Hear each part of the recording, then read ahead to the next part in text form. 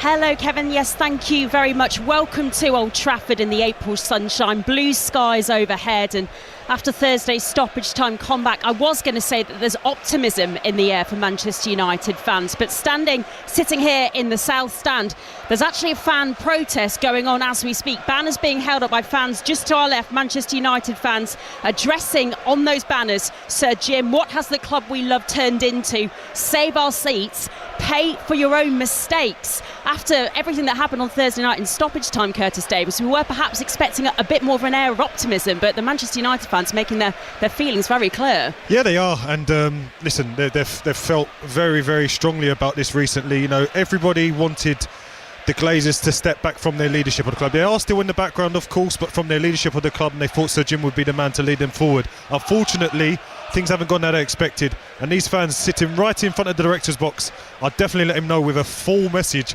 printed on 3 big A1 size sheets of paper, and yeah, you can't really avoid it. No, so that has sort of dampened really the air of optimism I think we were expecting here after obviously that extraordinary comeback against Lyon here on Thursday night. In terms of stuff on the pitch, Curtis, does the fact as we wait for the players to just come out of the tunnel to our left, just in front of the Stretford end, does what happened on Thursday night sort of lift off an air of pressure for these players? They finally almost have that sort of turning point perhaps under Ruben Amorim this season. Yeah, I think the pressure only comes for them in the Europa League now. Unfortunately, because their league season's been that poor, we're in a situation where 2 young lads are making their debut. Well, sorry, Amas is getting his home debut, but Fredriksson's getting a debut today in a team that there's no pressure on him. He can come out and just express himself. But in the Europa League, it's all about, one, winning the title, but most of all for this club, when we speak about that financial side and the message that they're sending to Jim Ratcliffe, it's about the financials of the Champions League and what it can bring to the group and how they can improve with that money next year. Yeah, the carrot of the Europa League and winning that trophy in Champions League football and what that might bring and what boost that might offer this Manchester United team is I'm sure something we're going to touch on over the next couple of hours here on 5 Sports Extra. We are going to be bringing you commentary of Manchester United against Wolverhampton Wanderers as the players just emerge from the tunnel in front of the Stretford end. Not a cloud in the sky, blue skies overhead here in West Manchester. But let's just talk then about the team news, because so many talking points, as Curtis was talking about. 5 changes made by Ruben Amorim from that team that beat Lyon in stoppage time here on Thursday night. Onana keeps his place in goal, and then we've got a back 3 of Fredriksson, Lindelof and Mazraoui. 20-year-old Tyler Fredriksson making his debut here in this match this afternoon in that back 3. Then Dorgu, Eriksson and Garte and Amas in front of them. Amas and Eriksson coming into the team this afternoon. There's a start as well for Kobbie Mainoo and Garnacho and then Højlund. So the 5 players coming in for Manchester United this afternoon: Mainoo, Amas, Eriksson, Fredriksson and Lindelof. What an occasion this is for Tyler Fredriksson, Curtis. And you were saying on 5 Live a little while ago, almost because the league really doesn't matter for Manchester United now. All the focus on that Europa League semi-final against Athletic Club. You can play with freedom without pressure. Yeah, 100%. And listen, player for Manchester United always will come with his pressure, but I'm sure he'll set himself personal pressures on his standards that he sets himself, of course. But being here against the Wolves side, yes, you're sitting here 14th in the table. You're not going to drop out of the Champions League race. You're not going to lose a title over it. You're not going to get relegated. So there is an air of no expectancy. But for himself, he'll want to put his right foot forward. He'll want to make sure that, listen, moving on next year, we don't know what's going to happen with this squad. He wants to be one of those that's up there and in the thoughts of the manager. So if he can have a solid game today, particularly in the way that the manager wants to do things, who knows, next year he could be one of the ones filling the shirts. Victor Lindelof, who's captaining Manchester United today, just leading his players down the Wolves lineup, players exchanging hands ahead of kick-off. The Wolverhampton Wanderers starting 11, 2 changes made by Vitor Pereira. So Jose Sarr in goal, then Bueno, Agbadou, Totti, Gomez. Bueno, one of the 2 changes coming into the side today for Wolverhampton Wanderers. Nelson Semedo, Andre, João Gomez, Aït-Nouri. Matheus Cunha back in the Wolves starting 11. Menetzi and Strand Larsen. And Matheus Cunha, you're talking there about the future of some of these Manchester United players. This might be one of the last times we see Matheus Cunha in the colours of a Wolves shirt, Curtis. But maybe not the last time at Old Trafford, if the rumours are to be believed. Indeed. But listen, Matheus Cunha, unbelievable player, fantastic player, shines in this team as well. Strand Larsen recently has picked up the form as well, but you know, he must be the first person to sign a new deal and then straight away be talking about how he wants away. So we all know in the background that deal might be that he signed the deal and he might have a buyout clause in there, which somebody is probably going to exercise, yes. But listen, he's been a fantastic player for them, but Wolves fans have become a little bit agitated with him recently. I think fair play to the manager after winning 3 in a row. Didn't bring him straight back into the starting lineup. They got the 4th win on the row, but now he's here today. Big game, big player. And listen, Wolves will be fancying themselves today. Absolutely. Matheus Cunha with 16 goals in all competitions for Wolves this season, their top scorer. But Jurgen Strand-Larsen, as you say, Curtis, with 12 in the Premier League as well, really stepped up in the absence of Matheus Cunha, and he's probably going to be a player, therefore, that Vitor Pereira is looking to build this Wolves side around next season. Yeah, that's it. And listen, he has had fits and starts this season, of course, but 5 goals in the last 4 games is great form. And when it comes on the back of those 4 games were wins, in the fact that his importance to the team there, I think his shoulders would have grown a bit. He would have felt like a Premier League proper player now. But it's coming to Old Trafford today. These are the days when you want to see, or for himself, he'll want to go and do it in front of an Old Trafford crowd. Go and silence that crowd, go and get the win here, and he can also pat himself on the back after today as well. As the Wolves players just get themselves into a little huddle in front of the East Stand. Actually seeing, in fact, that Jose Sarr, and you pointed this out in the warm-up, Curtis, is not in goal for Wolves. A late change for them, Dan Bentley, who hasn't actually played any minutes for Wolverhampton Wanderers since August against Burnley in the League Cup final. He's actually starting between the sticks for Wolves this afternoon. You saw that there was a little issue with Jose Sarr in the warm-up. Yeah, well, goalkeepers usually go in slightly earlier than the rest of the team, but he seemed to go in early, but he had a doctor with him and the physio. He was holding his back, didn't know what's happening, and then Dan Bentley took himself to the side, started practicing some of his kicks. So I wasn't too sure if it was definite. I thought Dan Bentley was just in case, but it's Dan Bentley in goal. And listen, he's got nothing to lose today. He's coming at the last minute, so for him, hopefully he has a good game. So he's just applauding the Wolves fans who have made themselves heard. A lot of noise from the packed Wolves section just to our right-hand side, just on that corner by the East Stand. And the East Stand is the end that looks like Wolverhampton Wanderers are going to be defending in this first half. So they are going to be attacking towards the Stretford end in the first half of this 2 o'clock game here from Old Trafford. Manchester United against Wolves. Manchester United defending the Stretford end in this first half then. Our referee, Rob Jones, blows his whistle and just takes a pause, Matheus Cunha, before we get underway. But we are indeed now underway here at Old Trafford. Manchester United against Wolverhampton Wanderers. It's all about for Manchester United now the Europa League semi-finals. Plenty of changes made by Ruben Amorim this afternoon, and they are playing in their all-familiar home strip, Manchester United. So red jerseys, white shorts, black socks with the red trim on them. And at the moment, Wolves on the ball in their own half. And it would just be really interesting to see how the youngsters in this Manchester United team start this afternoon, Curtis. Yeah, it is. I think, obviously, the whole idea, if you're a youngster, particularly as a defender with Fredriksson, the more you don't have to do, the more you go unnoticed, then the better the game becomes for you. But listen, obviously, you're playing for Manchester United, so there's always a slight pressure. But as I said, they can ease themselves into the game so long as the game doesn't come too fast at them, and I don't believe Wolves are going to go for the throat straight away. They'll be able to get a hang of it, and fingers crossed they can play some good football. Ren Aït-Nouri taking a little bit of time to take the throw-in for Wolves to Matheus Cunha, just in front of the technical areas, and Ruben Amorim, as he always is, so agitated, pacing the edge of his area, was crouching down in the early seconds of this match, shouting some instructions to his Manchester United players. The ball's gone out for another throw-in for Wolves on this near side touchline to the left as they attack in the early stages of this 2 o'clock kickoff. Manchester United 0, Wolves 0, and Ren Aït-Nouri taking his time to take the throw in midway through Manchester United's half towards the Stretford end, the end that Wolves are attacking in this first half. The ball's pinging around in the Manchester United area, forced back up towards the halfway line. Wolves in their golden jerseys, black numbers on the black shorts, golden socks as well, and the ball's with Andre just inside the centre circle. Bright blue boots, finds Aït-Nouri on this near side touchline, manages to skip past Kobbie Mainoo, and all the discussions around Hamas and Fredriksson starting in this match as well, Curtis. We haven't really touched on the fact that Kobbie Mainoo making a start. That's a big bonus for Ruben Amorim. It is a big bonus for Amorim because we see the quality that he possesses. When he came on in the game on Thursday, brought a bit of quality, that moment of quality that got him the equaliser. You know, the fact that he's been out so long, I think he's a big factor as to why Manchester United are where they are. Not to say I think they'd be right by the top 4, but if you could have consistently had a Kobbie Mainoo in the midfield. We heard Jules Laurent speaking earlier about that dynamism that they need in midfield, someone that's going to take the ball but also be mobile enough to drive forward with it. Kobbie brings that in bundles, so I think he'd be a big miss. But I think the most interesting thing I'm looking to see today is who's going to get the goal, who's going to be the creator today. Without Bruno in the team, who often we always look and we're waiting for Bruno to pull out a moment of fantastic ability. Today you look through the team and you look at the goals. I think Garnacho on 6, Højlund on 3. You know, where are the goals going to come from? So as a team, it's going to take a big effort to make sure they get the goals today.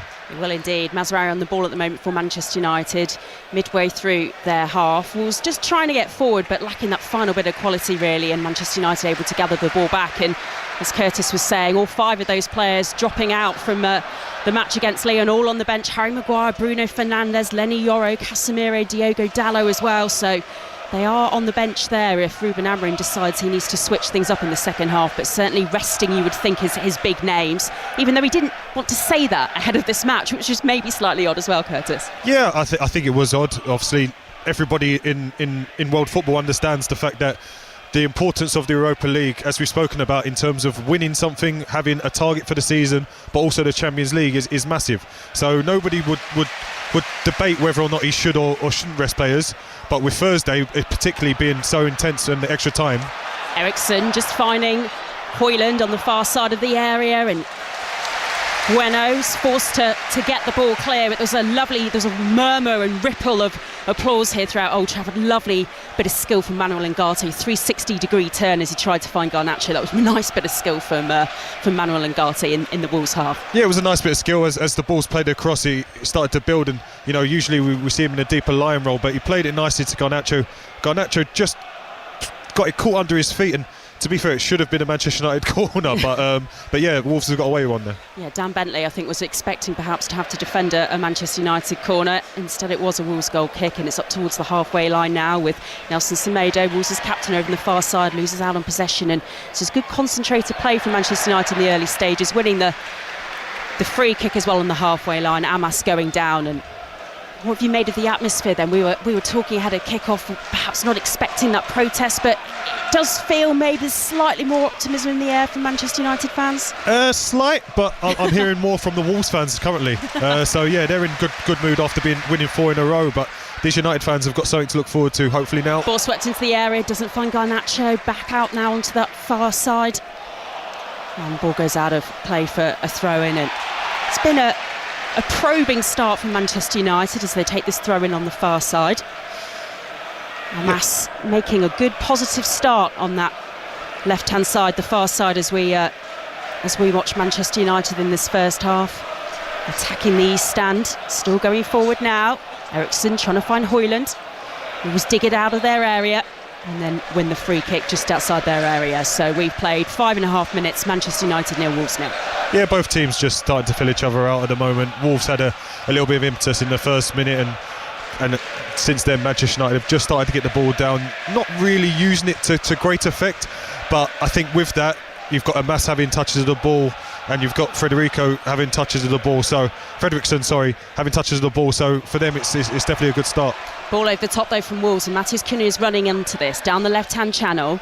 Manages to find Aït-Nouri in the area. He doesn't really get a connection properly with the shot though, and Manchester United managed to partially clear it back up towards the halfway line. Højlund's back there doing some fending.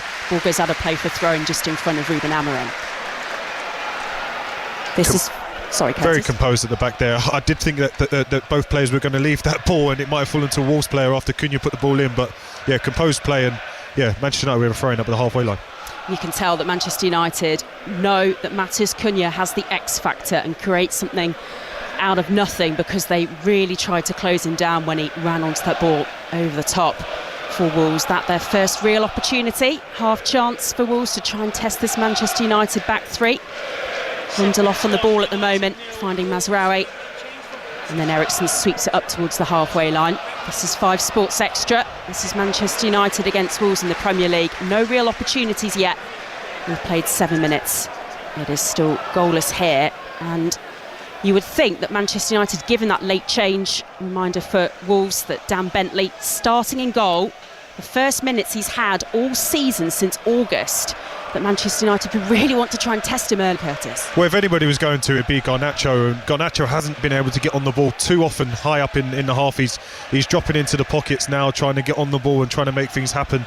but that stops him from being right up against the goal and trying to have those shots. We know that he likes to take a shot. I think he's got the most shots for Manchester United this season, so yeah, he's definitely one that you want in and around the Wolves box rather than where he is right now on the edge of his own.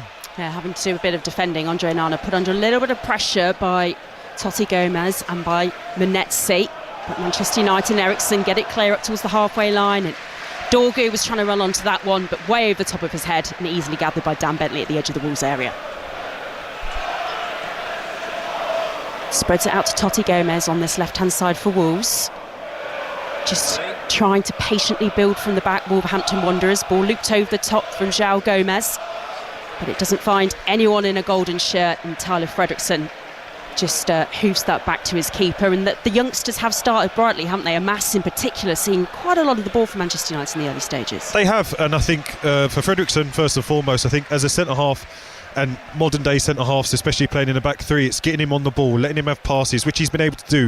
He's had to take a few from the goalkeeper, turn out, play the wing-back, and I think it's credit as well because Amas and Fredrickson are playing the same side. Sometimes certain managers would rather have one experienced one on the side with them, but they know each other's game, they'll know each other inside out, and that's probably a good thing. But Amas has been good because when they're getting in the forward areas, he's high and wide, and he's looking to put crosses in the box, so it's been a promising start for him.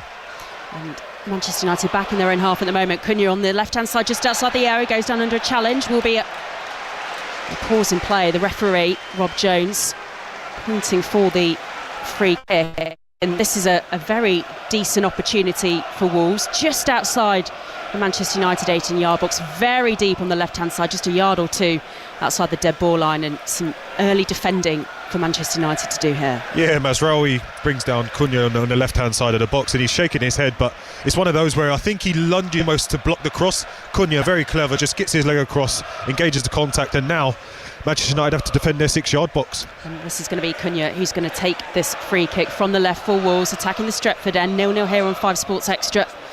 Just one Manchester United body in the wall. That is Alejandro Garnacho, just standing a few yards outside the 6-yard box. Swept in by Cunha and cleared by Manchester United. And he just got so much pace on the ball as he whipped it in, but that was a good solid header from Lindelof, I think it was, to clear that up for a throw-in. Yeah, it's a good header, did his job and just stood strong and didn't wait for the keeper to try and do anything, which was probably the right idea, because with this keeper recently, I think with Cunha there, he knew what he was doing. It was a cross-come shot. If bodies just ran across it, which I think he was arguing with his teammates about, that was the frustration. Nobody ran across the ball to put the keeper off.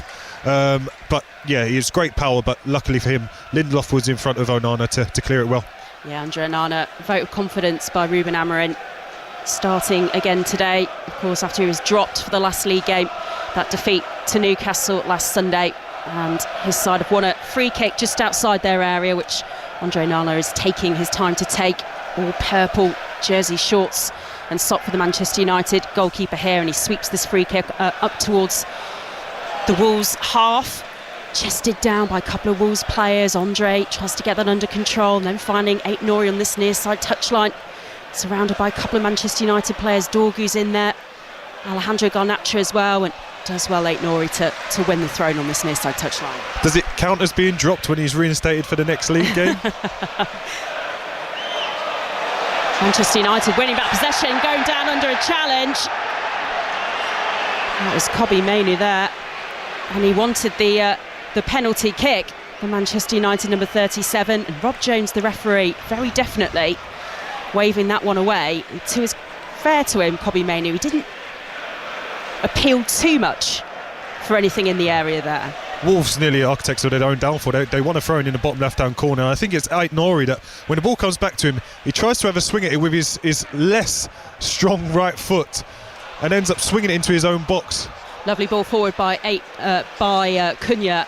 Couldn't get it under control, Jürgen Strand-Larsen, and Menetzi's up there trying to support his teammate, but Manchester United do get it clear again up towards the halfway line with Mainoo. Link-up play with Dorgu, can't run onto the follow-up, and you can hear that one goes out of play. The ironic cheer from the Wolves fans to our right.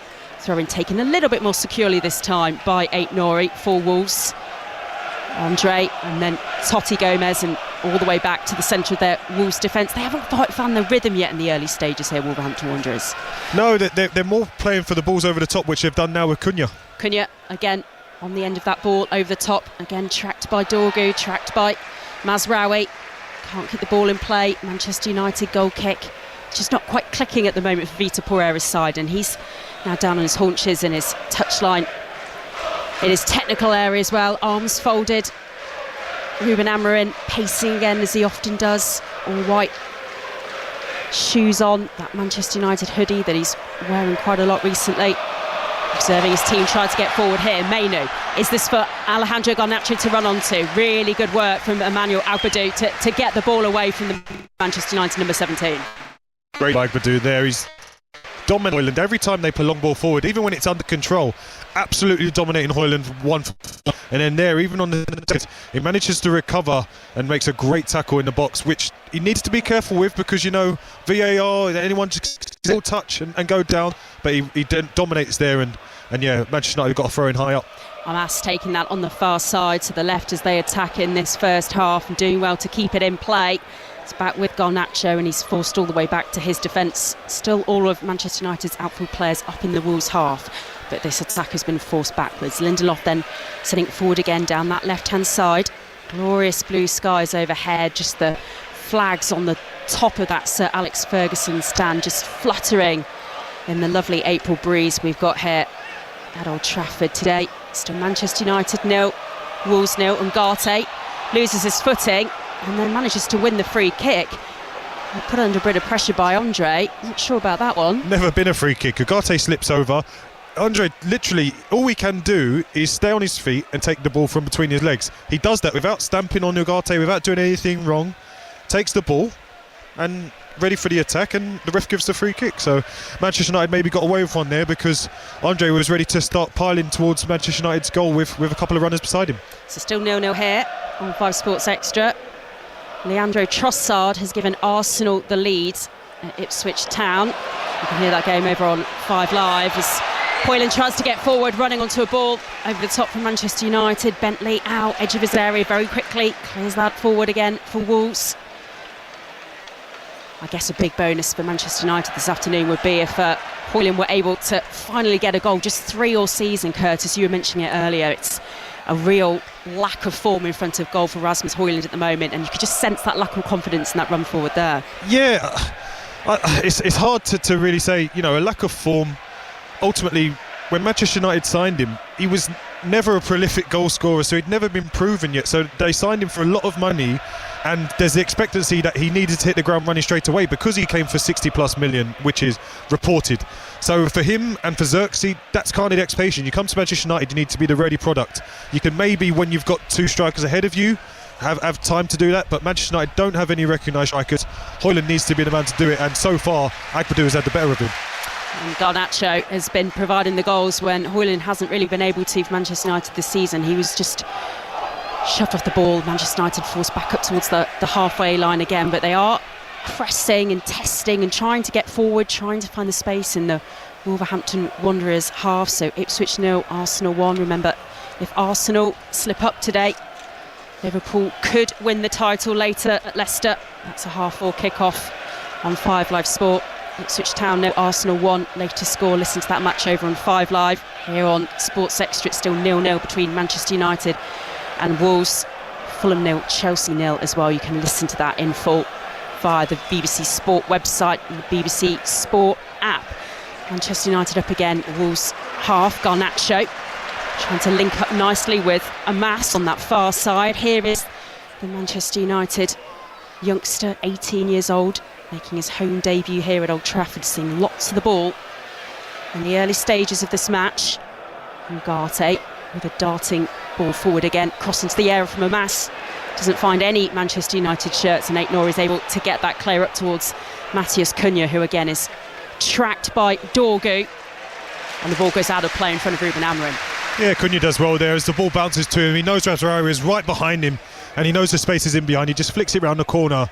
Probably would have got the better from Mazraoui, but Dorgu is there to help him out, and in the end Cunha has the strength just to hold it out for a Wolves throw. Half-time score in the Women's Super League. Manchester City 1, Everton 1, 2 matches today in the WSL. Of course, that huge match later to come for Chelsea in the Women's Champions League semi-final first leg against Barcelona, the holders. As we'll send it up again into the Manchester United half, but not finding anyone in a golden shirt, and it dribbles back towards Matheus Cunha. Nice link-up play with him and René Nori in the opening 20 minutes for Wolves, but we haven't had any real opportunities yet that's tested either goalkeeper. It's been quite a measured start to this match. Yeah, very, very measured. I think United don't seem to have that urgency. They seem to be, in my opinion, playing a little bit safe at times. No one wants to really force that ball between the lines with Kobe in there or Garnacho to try and break a line and get him in on goal. I don't know whether that's due to the fact that you've got a couple of young lads in there, you're trying to get them eased into the game, I don't know. Whereas Wolves have played more for, not counter-attacks, but balls over the top into the spaces, and I think that's the way you should go. When you're playing against a changed back three, you want to try and challenge them as much as possible, and you want to see what these, particularly down the left-hand side, what Amas and Fredriksson are all about. So, yeah, I think it's not a bad game plan at the moment, but ultimately Manchester United recently have been letting them have a bit of the ball anyway and not doing the pressing that they were doing early in the game. Yeah, no pressing here at the moment. Wolves able to take the throw in very comfortably, send it all the way back to their defence. Totti Gomez has got time to just put his foot on the ball, and he's trying to assess his options actually about where to send it. Instead, use it sideways to Agbadou, and then that's a mistake from the Wolves defender, and here goes Garnacho forward, but Agbadou and Totti Gomez back there supporting each other, getting that ball clear and sent forward by Bueno. That ball over the top again, as Curtis was talking about, to Strand Larsen that time, and then Manchester United win the free kick, and that is a clear and obvious tactic from Vitor Pereira's side. That ball over the top for Cunha, for Strand Larsen to try and attack for Wolverhampton Wanderers. Yeah, Lindelof did really well there. He just managed to nod it just in the space, and Fredriksson was very clever. He knew he probably was going to engage the contact, but because he's brave, he just gets the contact, takes the foul and gets his team out of trouble. So Manchester United back in possession in their half. Manchester United 0, Wolves 0. As I said, Ipswich Town 0, Arsenal 1, and Fulham, Alex Iwobi has given them the lead against Chelsea. Listen to that match on 5 Sports Extra, on BBC Online rather, here on 5 Sports Extra. We are still waiting for our first goal, so the only goalless game of the 2 o'clocks is here at Old Trafford, and neither side has really created an awful lot at all, and Wolves being allowed to see an awful lot of the ball by Manchester United, and there's just a little bit of unease from some of the fans near us, just a little bit frustrated that Manchester United aren't quite perhaps pressing and trying to close Wolves down as much as they might hope, and they're really allowing them so much time here to assess their options. It has the air of a game where there's no importance. It's just literally both teams standing off each other, letting each other just hold the ball. And Totti Gomez allowed to get forward again here and try and find Strand Larsen in that Manchester United area. Forced out towards the edge of the area with João Gomez. His shot's blocked. Nelson Semedo over on the far side, deep by that right-hand corner flag. Trapped by Mass, who's working very hard. The Manchester United youngster into the side today, and the ball swept from that far side over the top of everyone and over the top of the edge of that box to René Nori on this near side, who goes down under a challenge, and again, just very, very flat in the early stages. Yeah, very flat. As the ball goes into the box, it goes way over the top, but fair play to Nori. He chases it, takes a fantastic touch. And because Dorgu's that close, he forces the throw in, and Wolves have still got possession in the Manchester United half, in the Manchester United defensive third. But again, it's that urgency. You don't see anybody here making sharp movements, trying to get onto the ball or anything. Yeah, it's really played at, dare I say, a testimonial pace, this game at the moment. Definitely got a sense of a pre-season or post-season or exhibition match, this one. Another throw-in on this near-side touchline, which René Nori is going to take, the 23-year-old Algerian. Just a couple of yards inside that left-hand corner flag. Takes it to the feet of Totti Gomez, who tries to make the run forward into the Manchester United area, and it's blocked, and Whelan tries to get that clear, and then the shot from distance from Nelson Semedo goes way at the top of the Manchester United crossbar. That probably goes down, Curtis, 22 minutes in. It's the first chance by either side on goal in this match. Yeah, I think whether or not they count the Cunha cross-come shot, I'm not sure, but yeah, Semedo, fair play to him. He saw the space, and it wasn't a misguided time to shoot. He had a bit of space, but at the same time, he is a good 25 yards out, and yeah, I don't know how many of these he's scored in his career, but I guess with Onana's fortunes at the moment, who blames him for taking the chance? So Ipswich 0, Arsenal 1, Fulham 1, Chelsea 0.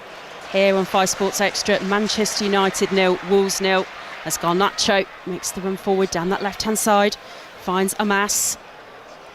Nelson Semedo forces him back to Ericsson, now Ngate, midway through the Wolves half. Manchester United forced all the way back to their defence. Later, of course, on 5 Live, Leicester against Liverpool. Liverpool would need Arsenal to lose to be crowned champions today if they were to beat Leicester. And at the moment, that is not happening. Mikel Arteta putting out a really strong side, as the guys were discussing on 5 Live Sport earlier, on his side with the lead at the moment at Portman Road.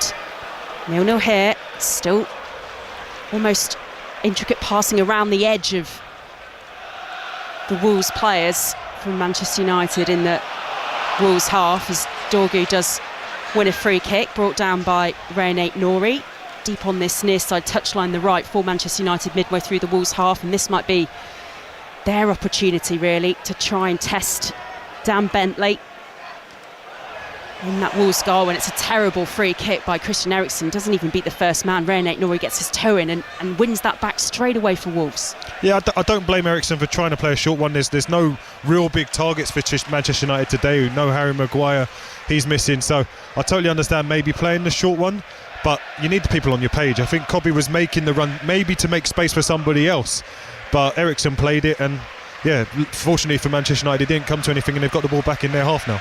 Midway through the first half, still no real opportunities from either side yet to test the keeper. Amas can't get the crossing from the left. Garnacho's back in support, gets that one under control with his right leg. But again, the ball is lost back up to Wolves, and they're going forward again here now with Strand Larsen, tracked by Lindelof, Manchester United captain today, forced out onto that far side, the right, and Lindelof goes down under a challenge with him, and does in fact win the free kick. Again, I should be in the corner of the defender here, but I don't really see much in that. I don't know how Strand Larsen potentially gives away the foul. He seems to be in front of Lindelof, and Lindelof ultimately goes a little bit too far and falls over, but yep, apparently it's a free kick, and yeah, I think it's 6 of one, half a dozen the other, but yeah, for Manchester United it's another one that's gone their way. Well, that's why there was a slight pause in my voice, because I was a little bit surprised that Rob Jones made that call. He's made a couple actually that have gone the way of Manchester United, and Ngate one earlier when he basically fell over and managed to win the free kick for Manchester United in the centre circle. So at the moment, Rob Jones being quite generous towards the home side, but they're not doing an awful lot with it at the moment. 25 minutes played here at Old Trafford. Still Manchester United 0, Wolves 0. Can they test Dan Bentley? Late call up into the Wolves goal this afternoon. Jose Sarr picking up what looked like a back issue in the warm-up. Manchester United not yet able to test his replacement, who, remember, hasn't had any minutes at all for Wolverhampton Wanderers this season since the League Cup back in August in a match against Burnley in that competition. Lindelof just assesses his options in the centre circle and sends it sideways. Mainu's back there, thinks about stroking the ball forward, finds Ngate, and he loses out on possession to Wolves. And Cunha, and now Strand Larsen in support, and then that's really good work from Amas to win back possession for Manchester United. Garnacho off on the run for Manchester United, up past the halfway line. Still he goes forward, finds Kobbie Mainoo on that far side, the right, then Amas into the area. Garnacho can't get there, and Nori's back doing some fending and puts the ball out of play for a corner. And Højlund is down here. I don't know what quite has happened, but he's waving his arm around and holding his leg. He seems to be in some discomfort. I don't know what quite has happened here, because the ball's gone towards the back post and it misses everyone, and Nori's there to clear it, but watching Garnacho, he makes that front post run.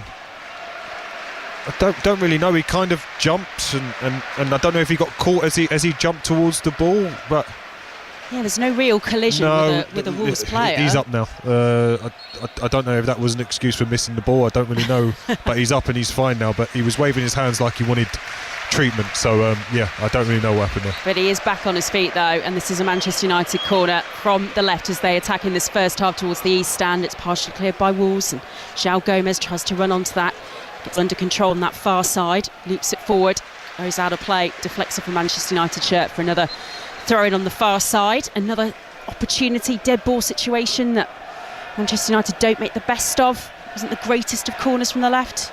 Yeah, it wasn't the greatest of corners, and Strand Larsen being in that front area, the size of him and the presence, he was able to head clear, and then the calm and composure that João Gomez had to then win a throw. But yeah, it's just really frustrating, this game, because you see Manchester United with good possession of the ball at the back. They've got 5 on the top line, so 5 against Wolves is back 5.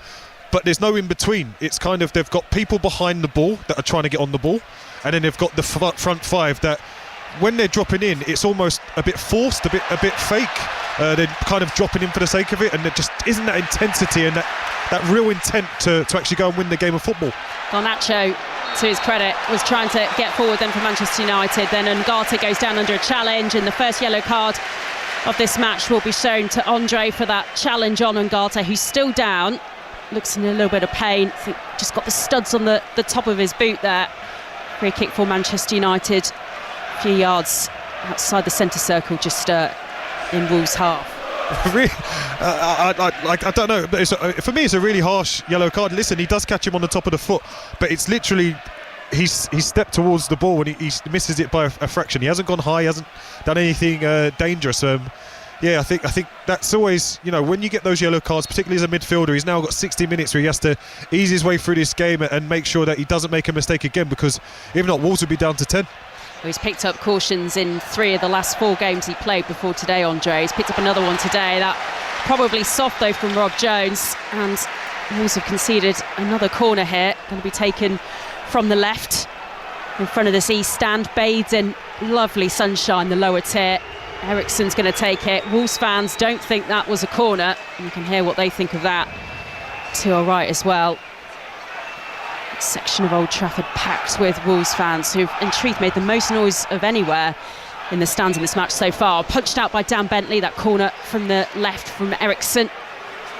Picked up by Amas, then Dorgu, back to Mazraoui midway through the Wolves half, skips past the challenge of Menetzi, finds Amas, edge of the Wolves area, ball curled in by Dorgu, and a Manchester United head couldn't get on the end of that one, and to attack that one to really try and put Dan Bentley under some pressure. Yeah, it's good work by Mazraoui initially. He's on his own at the back, takes the risk to step in, and then as he plays it to Amas, I really want Amas to go at Aït-Nouri and attack him, but he plays it back. Dorgu puts in a teasing ball just flashes across 6-yard box, but unfortunately Lindelof and Højlund both make the same run, and it ends up in the pocket just behind them and goes out for a Wolves goal kick.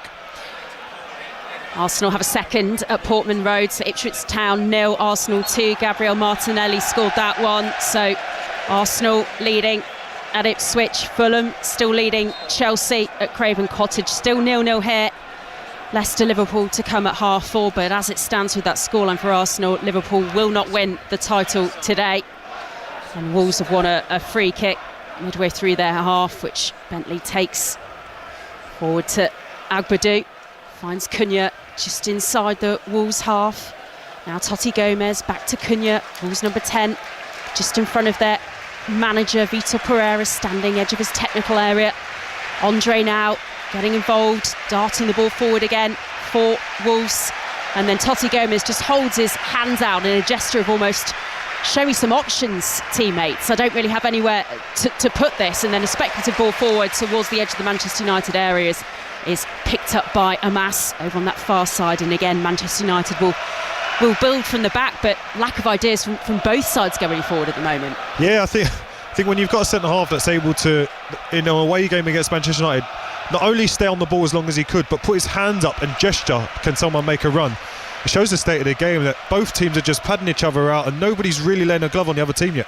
We haven't had any shots really to describe for you here on Sports Extra, any chances really from either side. As Curtis Davies was saying, it really does feel like a testimonial really, this match. It does have a real feel of pre-season about it, with nothing for either side really to play for. Ipswich Town have had a player sent off as well now, so down 2-0 to Arsenal and now down to 10 as well. They cannot get relegated today, but that will be a very difficult scoreline for Kieran McKenna's side, and it's a matter of when they will get relegated from the Premier League. And Manchester United have a free kick very centrally here midway through the Wolves half. And this will be one that Christian Eriksen very interested in trying to whip this one, you imagine, into the area, Curtis. Yeah, you'd like to see that. You'd like to see at least to test Bentley again and have a shot. As we said, he's not played a game since August. He's obviously with the corner a couple of minutes earlier. I thought they used it really well because they almost put it on top of him, which he had to come and punch, which he did really well. But yeah, for Eriksen, the quality that he's got, I'd definitely be trying to test Dan Bentley right now. Looks like Eriksen is going to be the player that's going to take this. 32 minutes played here on 5 Sports Extra. Manchester United 0, Wolves 0. Are we going to get an opportunity to describe a little bit of excitement for you here in front of goal for either side? Rob Jones blows his whistle. Christian Eriksen, and he does force the save from Dan Bentley. Pretty central, pretty direct, and he just punches that one over his crossbar, the Wolves keeper. Yeah, I'm not sure whether or not he can't see this properly, but if you can't see it, at least he's done the right thing by clearing it. But it was straight down his throat. Probably should have caught it, in my opinion, but I think maybe because he can't quite see it, he does the right thing by just making sure and not taking the risk. So the corner for Manchester United from the right this time, in front of the East stand. Christian Eriksen takes it from the right, sweeps it up towards the edge of the 6-yard area, partially cleared by Wolves. Comes out again to this near side, the right for Manchester United, and Eriksen sends it all the way back to Mazraoui, just inside the Wolves half. So 34 minutes we've played here now on 5 Sports Extra. That will go down as Manchester United's first shot on target, which sums up just how woeful both sides really have been trying to get forward in this match. Yeah, looking at the statistics, that's Manchester United's first shot, and there's been a combined goal expectancy, which you can take it as you like with XG, of 0.08. So that's how great this game's been. That you don't need to be a stats expert to understand that is very, very poor. Nice ball though here, picking up Højlund. It's forced out wide in the Wolves area, back to Dorgu. Then Christian Eriksen sends it forward, but it's blocked again by Wolves. Picked up again by Ngate. Now with Fredriksson, just edge of the centre circle, still in Wolves half.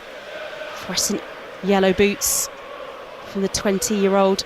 Making his first senior start for Manchester United this afternoon. On the ball again, linking up with Amas on the far side. Kobbie Mainoo, can he create something? No, then Garnacho goes down under a challenge and will win another free kick for Manchester United. Just level with the edge of the left corner of the 18-yard box. 3 yards or so outside of the Wolves area, and again this is one that you imagine that Christian Eriksen will try to whip in. Yeah, it's just making them count now, because United are starting to have a few of these. It's what are you going to do? You haven't got a big Harry Maguire to aim at and potentially have the header back across, so you're going to do something cute. Are you going to roll it to the side so someone can have a strike? Are you going to whip it and have players run across so you can have Bentley's eye line challenged? I'm interested to see what they do with this one, because it's kind of an awkward one for a shot. But if you get this right with the bodies running across, it could be a problematic for Dan Bentley. Looks like there's 2 or 3 Wolves players in their wall, in their area. And Christian Eriksen's certainly going to take this again. He's standing with his hands on his hips as he waits for Rob Jones to blow his whistle. 36 minutes played here now. Whipped in by Eriksen, doesn't beat the wall, and goes all the way out for a Manchester United corner. But again, disappointing delivery there.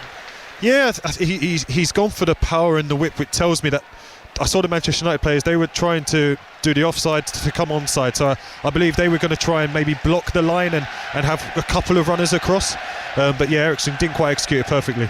Corner from the left from Eriksen, whipped into the area. Bentley again comes out and punches that away, but not entirely convincingly, and it's picked up again by Manchester United and Dorgu on this near side of the right. He squirts that one into the area, and again it goes past everyone, just like his ball forward a few minutes ago.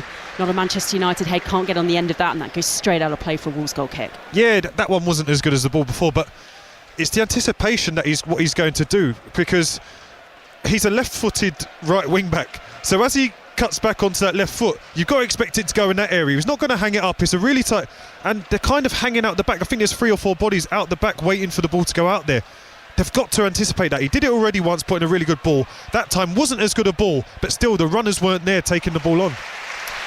Matheus Cunha trying to find a ball forward for Semedo, who tried to run onto that one. Wolves do win back the ball though in Manchester United's half, and now Semedo is making the overlapping run down that right channel, blocked out by Amas for a throw-in for Wolves. How disappointing from a Manchester United perspective is it to be so flat today after all the drama and all the excitement and all the noise of Thursday night? Well, it's always a case of after the Lord Mayor show, isn't it? It's after that massive comeback, the expectancy that they had going into that game, and then the way that the game swung, and it ended up in their favour. It's so hard to reproduce that because, like I said, that is their everything. The Europa League is their everything. This listen, it's Manchester United. It does matter because you're at home against a Wolves side. But it doesn't really matter the result today. It's not going to change the fortunes of their season, whereas everything is in the Europa League. And yeah, maybe some of them are just like Amorim saving his players for the games coming up against Athletic Bilbao. Maybe some of them are saving their voices for there, because ultimately this team isn't giving them much to jump up and cheer about either, though. Yeah, and Manchester United with possession in their own half, winning a free kick just on the halfway line. Nelson Semedo involved, bringing down a mass. Biggest cheer really from a section of the Manchester United fans, certainly in the Stretford end, is for some of the subs being sent out warm up by Ruben Amorim, including Bruno Fernandes, including Lenny Yoro, players who of course played such a big role for them in that extraordinary comeback against Lyon here on Thursday night. But still frustrating at the moment. We've seen plenty of the ball in and around the edge of Manchester's area. Strand Larsen, though, couldn't get that one under control. Manchester United tried to play it from the back. And Garte goes down. And Rob Jones just pauses play again for another Manchester United free kick just outside their area. So still 0-0 here. Very little to bring you here on Sports Extra of goal math action from either side. All the goals have come in the other two o'clock games. Still Ipswich Town 0, Arsenal 2. Ipswich down to 10 in that match. And still Fulham 1, Chelsea 0. But in terms of building momentum, Curtis, for that huge semi-final against Athletic Club, I mean, it's momentum building and performance building and trying to keep the winning mentality going. That is going to be important for Manchester United, which again I think is why it's so surprising that this first half has been so flat. It is important, but they haven't had winning mentality recently anyway. With all due respect, you know, they had the win against Leicester. They obviously beat Sociedad in the quarterfinals as well. In the knockout phase before. But they haven't had many wins recently to say that they went into any of those games with winning mentality. So I think Amorim sees it as, I'd rather have a bit of a rest for my squad, having gone 120 minutes and literally gone to the wire, and then worry about the game when it comes up. Nice link-up play with Amas and Garnacho, who, to his credit, has really tried to grab the game at times by the scruff of the neck. By some distance, he's been the most dynamic player, it feels, on this pitch in this first 40 minutes. Yeah, it seems that him and Kobe are taking turns at dropping into the back line and trying to make the game happen. But the problem with that is it comes away from the structure of having players up on that Wolves final five, because whilst they're getting the ball in good positions, if there's nobody then in advanced positions to slide the ball through to, it's irrelevant, isn't it? So they're doing all they can, and it's almost, I guess, a slight bit of frustration because they've not seen enough of the ball, they're not getting enough balls up towards them, they're having to go look for it. But for Manchester United, listen, it's been really, really controlled, but controlled and passive, because they haven't taken those risks with balls through the lines and trying to put balls into the box and make it really difficult for Wolves. They've been a little bit safe and, like I say, very testimonial based. Mazraoui trying to find Højlund with a ball forward. That splits the Wolves defence, but again he's forced back onto this right hand side. Garnacho, though, in support, does win the free kick. Stays down, Alejandro Garnacho, under the challenge from Totti Gomez. Rob Jones has given the Manchester United free kick deep on this near side, the right, for them. And again, this will be one at a good angle for Christian Eriksen to try and whip this one in. Yeah, just clumsy air from Totti Gomez. Doesn't need to make the challenge. Garnacho's taken his touch, going away from goal, and Andre's coming there to take the ball. But yeah, it gets a little bit too close, and Garnacho rides the foul. But you know, it's Eriksen that's getting onto it now. Really, after the couple of balls that Dorgu had put in the first part of the half, I'd like to see a left footer on the in-swing here and see, as it goes across, see if he can aim it towards Dan Bentley's back post. But it's the outswinger from Eriksen, and let's see if they can get one of their heads on it. And the sun's in Dan Bentley's eyes as the blue skies overhead here, absolutely glorious, but difficult if you're a keeper. It is swept in by Eriksen and headed out, though, by Bueno. And again, Manchester United in support, trying to get it forward again. Lose out on possession. Nice work, though, from Ngate to win it back on this near side, the right. forced out very deep by Andre and loses out to Rene Nori, who then goes down under a challenge from Dorgu. Wolves free kick inside their own half, and once more another opportunity that Manchester United don't make the most of. Yep, listen, it's pace on the ball from Eriksson, but it literally hits the first man. Andre's not the biggest, and it hits him straight on his head, and Wolves are able to run up the pitch with Nori and win a free kick. So yeah, highly frustrating that they haven't made those situations count, because Wolves have been a little bit clumsy with those. Too often they've been a bit clumsy with trying to make the tackle and win the ball and giving away free kicks, but with Manchester United not making anything of it, they can keep doing it all day long, because they've not been any threat at all from those set pieces. Match of the day 2 tonight, 10:30 on BBC One. Good luck to whoever's doing the match edit for this game, because at the moment, with a couple of minutes plus stoppage time to go to half time, there's been very, very little. I think those Dorgu balls curled in from the right, probably the best opportunities for Manchester United, and that Matheus Cunha shot come cross that Curtis Davies mentioned earlier. The best opportunity is that then from Kobbie Mainoo, just goes wide from the right post from Manchester United, shooting from the left, and he had Den Bentley worried there, and that again was probably the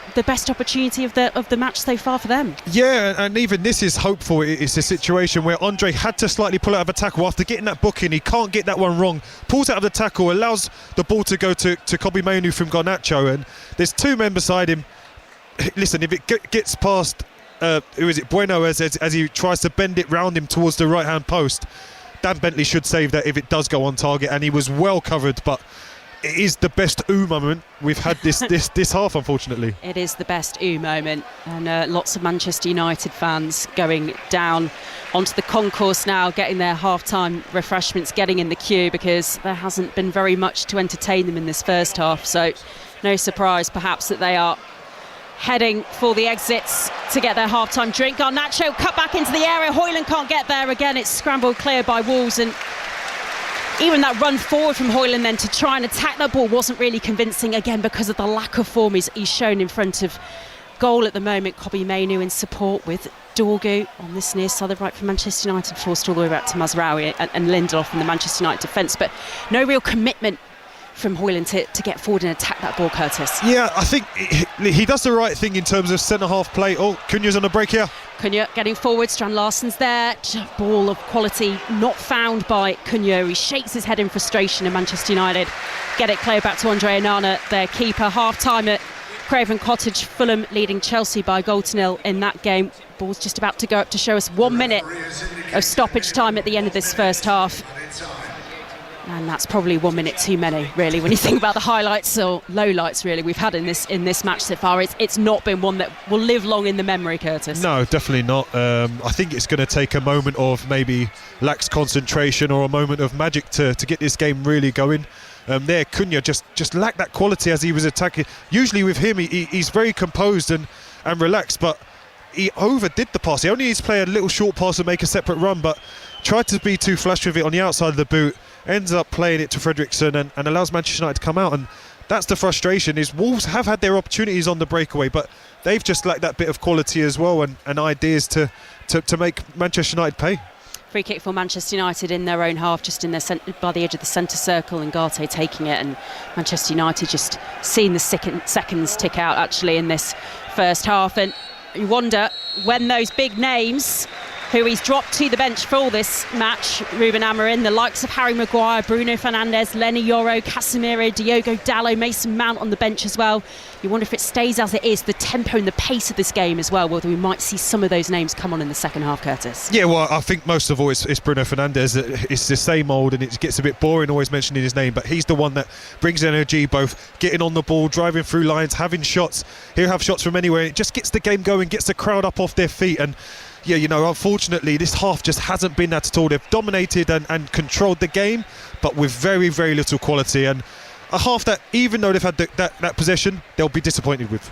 Now, despite the glorious weather, it's not been a half of football that has sparkled or that will live long in the memory. We will be back for second half commentary shortly, but right now we'll join 5 Live for news of the rest of the day's sport. Half-time here at Old Trafford. It is Manchester United 0, Wolves 0. Try and bring it out himself, and eventually wins the throw for Ipswich on the left. Yeah, there wasn't an option, was there, I think that's the difficult bit. You've then got to do a little bit of something on the ball with 3 or 4 Arsenal shirts pressurising you. You're in the middle of midfield. You've got to turn out, go past someone, take someone on in order to then get your pass off. And it's never going to build momentum for Ipswich, but it's very good pressure from Arsenal in the same breath. Full commentary of Leicester-Liverpool to follow at 4:30 on 5 Live. If Leicester don't win the game, they will be relegated this afternoon. And I think the narrative from the Liverpool point of view is going to be 2 wins from the title. Win at Leicester this afternoon, then they can win their 20th top-flight title at home against Tottenham next weekend, which I think deep down, actually, Liverpool fans, particularly given the fact that the title they won under Jurgen Klopp in 2019-2020 was not in front of the supporters, will mean a great deal to them. So Leicester-Liverpool to follow. All the Premier League action rounded up in the Football Daily podcast, which will be there for you on the BBC Sounds app, our Premier League review edition, Sunday night, Monday morning. Saka's chasing a ball down the right, can't quite get there in time. The Ipswich fans roar their delight as the ball just dribbles behind for a goal kick to Ipswich. It's Ipswich 0, Arsenal 2. I mean, Ipswich's left-hand side has been so badly exploited in this first half, though, I will say. Every time Saka is either pulling wide, he's making a darting run in behind, he's showing to feet for the ball, he's playing 1-2s, and it's all done probably at about 75% of his capacity at the moment. He's been that much in control for Arsenal. Merciful release for Ipswich, down to 10 men. The half-time whistle blows. A lot of work for them to do in the second half. As things stand, with Manchester United and Wolves level, if Ipswich lose this game, they will effectively be relegated today because their goal difference is so inferior. It has been an absolute cruise for Arsenal. Matt Upson, the goals from Trossard and Martinelli, and no argument about the red card for Leif Davis. No, I think the referee's got that right. It was a dangerous challenge. OK, it hasn't caused serious harm, but it was just horrible. A stamp on the back of the Achilles in that kind of position's not nice. But I mean, I rarely say that a game is over at half time, but this feels like it's over, unless there's going to be some swashbuckling performance from Ipswich in the second half. Yeah, I can't see it. But we promise to keep it entertaining, yes, don't we? No, absolutely. Well, you will always. Just with your presence. Half-time at Portman Road, Steve. This is only going one way. I think the second half, basically, Steve, is whatever Arsenal want to do with it. Ipswich down to 10, Ipswich 0, Arsenal 2. We'll be back with you two in just a second. There's a couple of great England sporting captains of the 90s not enjoying themselves this afternoon. Not just Terry Butcher at Portman Road, Alex Stewart at Craven Cottage, Sahel Sahi. Yeah, very much, Steve. It's half-time here. Fulham 1, Chelsea 0, and Fulham, they deserve their lead. Alex Iwobi with the precise finish after Reece James.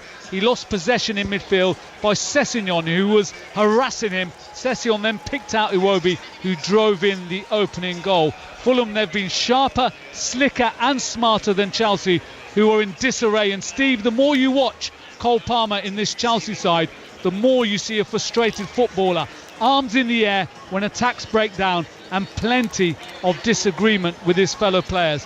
Half-time here at Craven Cottage, it's Fulham 1, Chelsea 0. There were rumours that Rory McIlroy was going to be at Old Trafford this afternoon. Looks like he made the right decision, Charlie Slater. Yeah, that might have lifted the mood somewhat. You mentioned there's former England internationals who aren't enjoying their afternoon. There might be some former internationals here who aren't enjoying their afternoon as well, but that's just because the game has been so flat. There was always a chance that this could be a bit of a come down after Thursday night, so it proved. We didn't have a single shot until the 22nd minute when Semedo fired well over for Wolves from 25 yards. It probably took Man United the best part of half an hour to shake off Thursday's hangover. When they finally did, Eriksson had a free kick saved, and Maino almost scored a very similar goal to the one that he did on Thursday night, this one from even further out, instead curling it just wide. Man United ending the first half on top, but neither side able to find a breakthrough. 0-0. Matt Upson, I think for the benefit of Arsenal fans, I know no player is ever 100% fit, they always say, but if Bukayo Saka was 100% at the start of the game, how does he look now, having gone down for a while? Yeah, well, do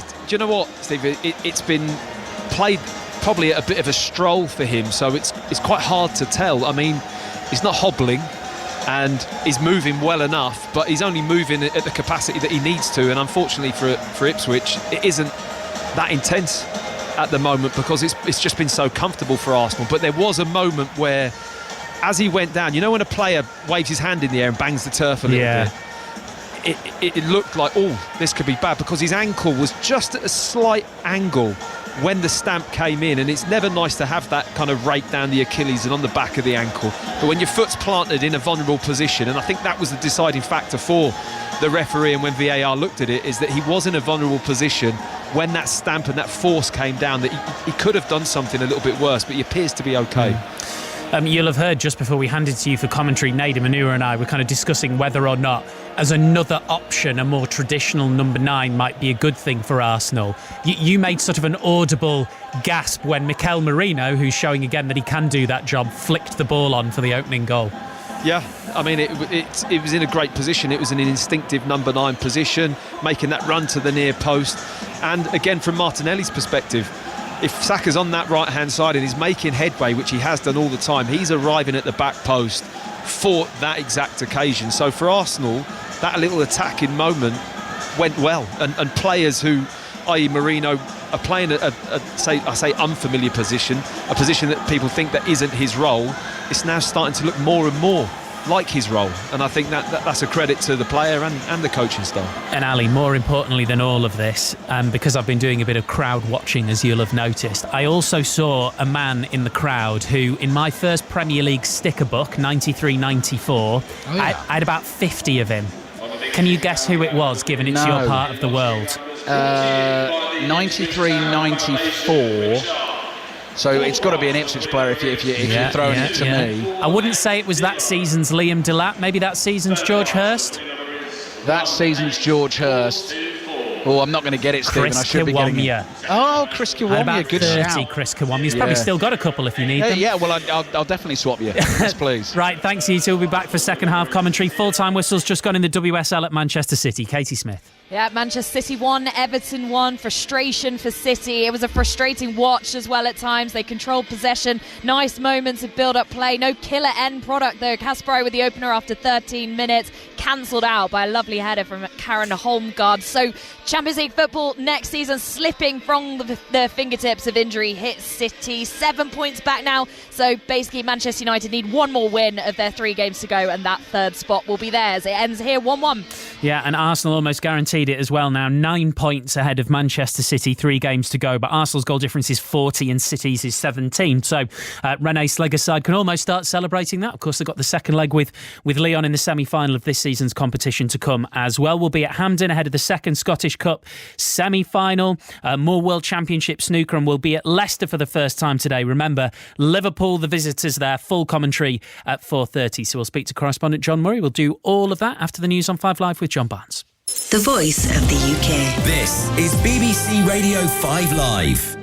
Thank you. Ukraine and Russia have accused each other of breaking a truce, which was supposed to mean there would be no fighting this Easter Sunday. President Zelensky has said that Russia has been shelling the front line, and Russia has accused Kyiv of drone strikes. Viktor Truabov, a military spokesman for Ukraine's Eastern Front, said he had no faith in Moscow's words.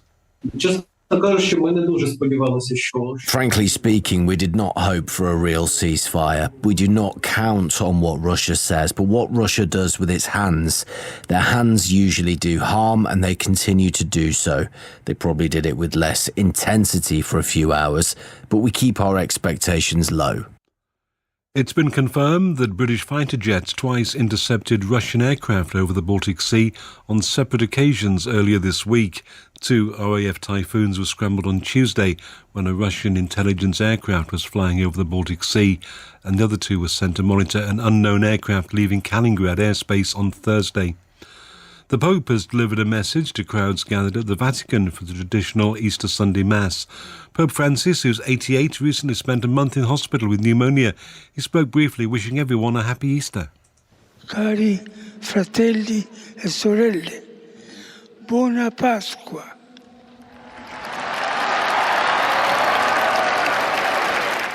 Earlier, the Pope met the US Vice President J.D. Vance, who converted to the Catholic faith 6 years ago. The Pope has been critical of some of the Trump administration's policies. And the King and Queen were joined by Prince Andrew and other members of the royal family at the Easter service at Windsor Castle.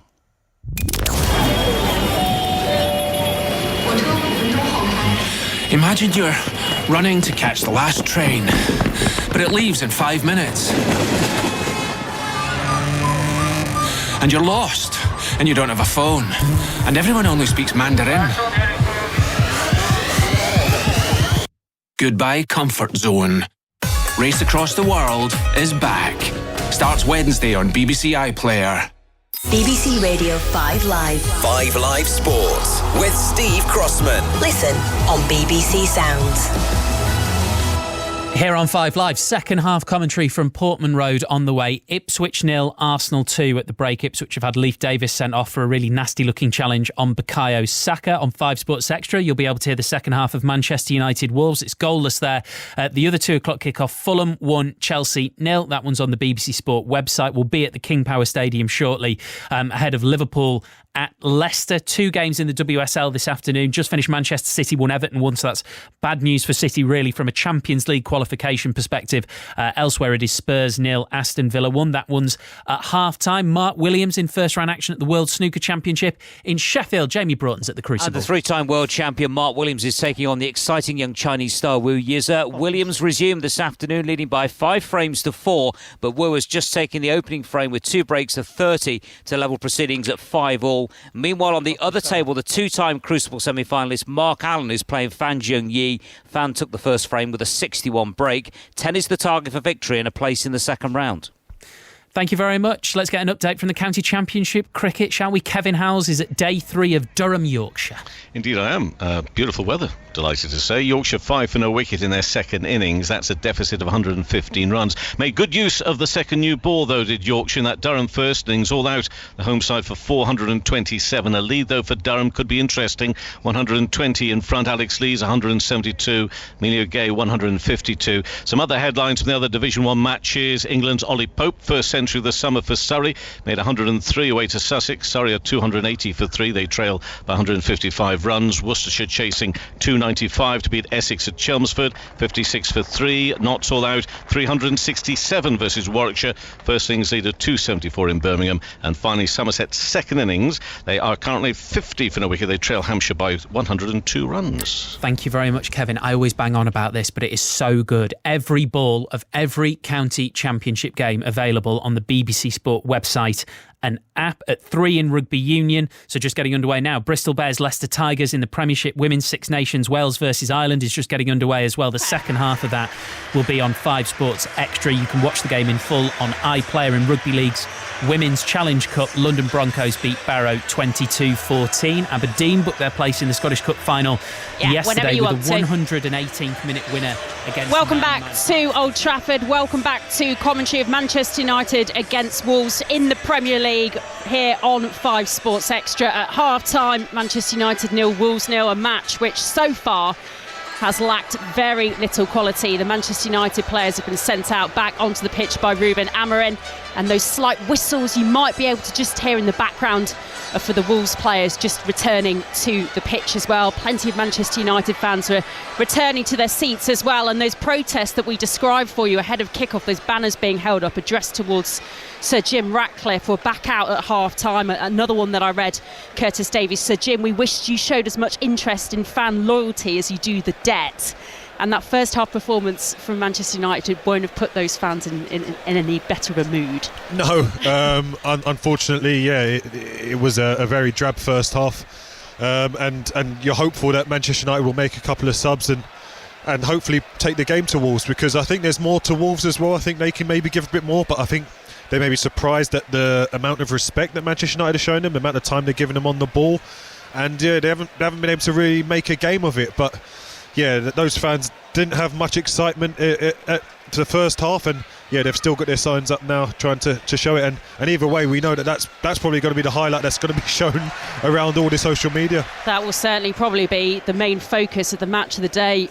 Highlights as well from this match, 10:30 on BBC One, match of the day 2, and very little to bring you so far in this match. We are back underway though. Rob Jones, our referee, has blown for the start of the second half, and neither side has made a change at half time, as there's some early defending to do here for Wolverhampton Wanderers. There's going to be a corner for the right for Manchester United as they attack the Stretford end in this second half, which is going to be taken by Christian Eriksen. Remember, Dan Bentley, very late call-up to be in goal for Wolves this afternoon. Jose Sarr, their regular number one, injured in the warm-up. It appeared a back issue, and he's got some defending to do here. This corner from the right, swept in by Eriksen to the near post, and then follow-up wide, and again it's gone out again, and Højlund again with not a lot of confidence attacking that ball as it came to the near post from Christian Eriksen. Yeah, nearly a good bad one from Eriksen. It was a really bad corner. He's mishit it, and he's hit it right towards the front post. Aït-Nouri probably was just fouled by Kobbie Mainoo, and as it lands to Højlund, doesn't quite get the contact. Eriksen, another corner from the right, headed out a bit more forcefully by Wolves that time, picked up by Amas. One of the rare highlights really in the first half, his first half performance. Garnacho then tries to sweep the ball in, and again that's cleared out by Wolves for another corner, this time from the left as they attack the Stretford end in this second half with a minute and a half on the clock in the second half. Yeah, that's the first time we've managed to see Garnacho go 1v1 with a player, but Menezes was up to task and gets a great block. So another corner for Manchester United, the third in the second half. We played just a minute and a half here at Old Trafford, still 0-0, takes this one short to Garnacho, back to him from Eriksen, then sweeps that over to the far post.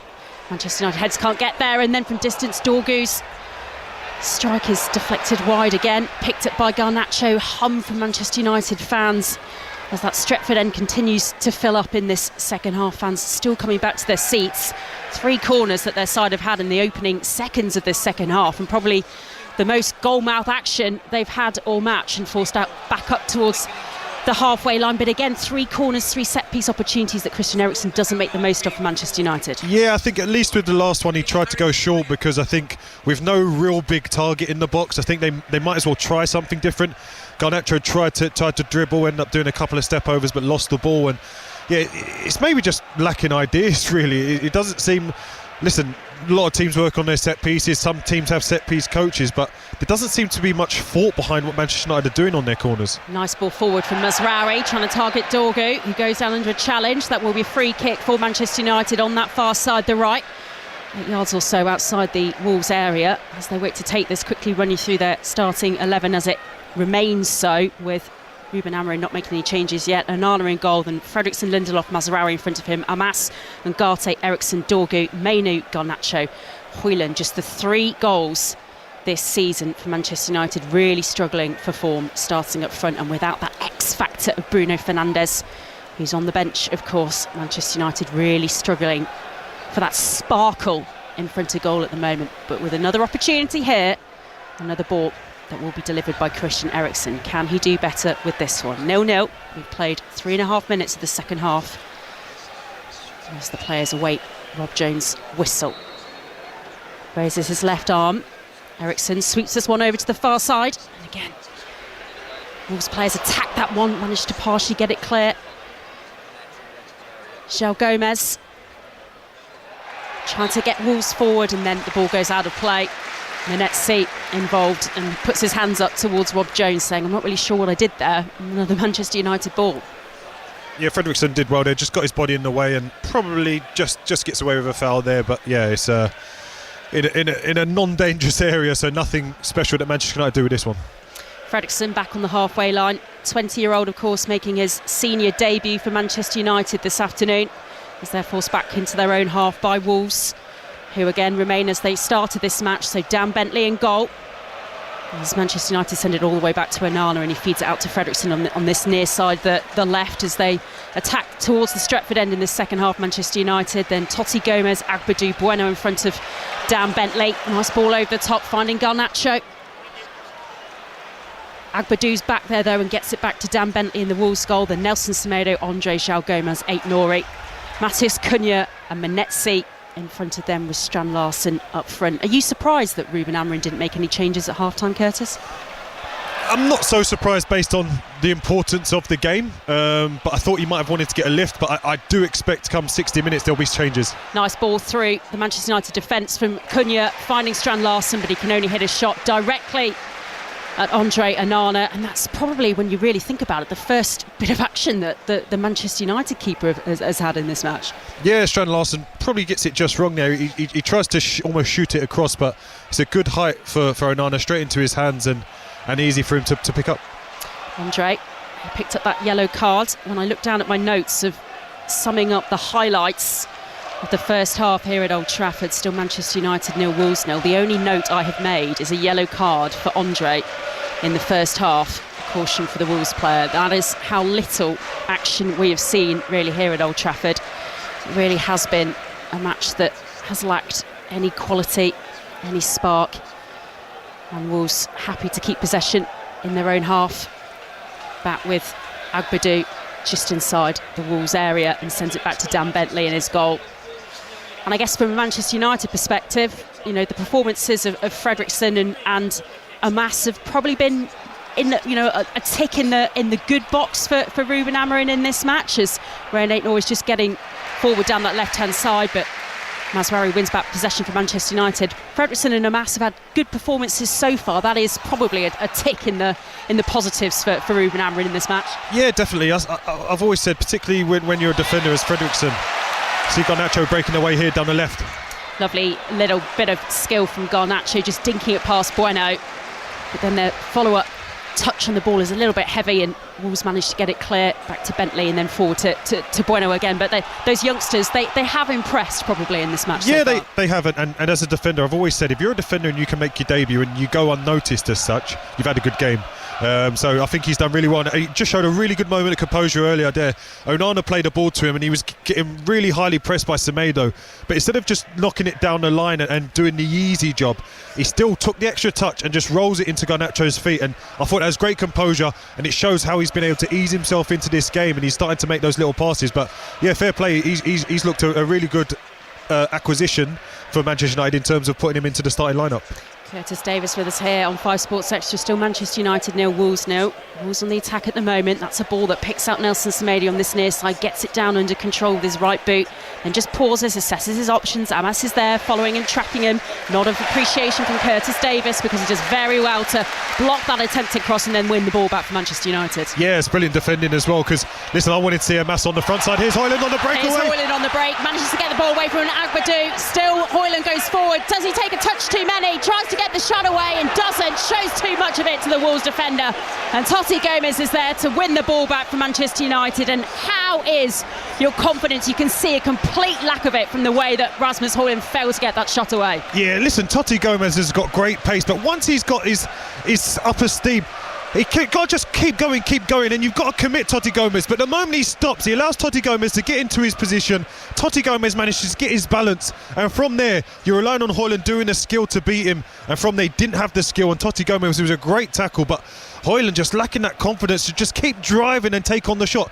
Even if he just kept driving forward, moved it to his left and took on the shot, it still would have been better than what he did, because in the end, Dan Bentley still had nothing to do with that action. Hasn't scored since the 16th of March for Manchester United, Rasmus Højlund.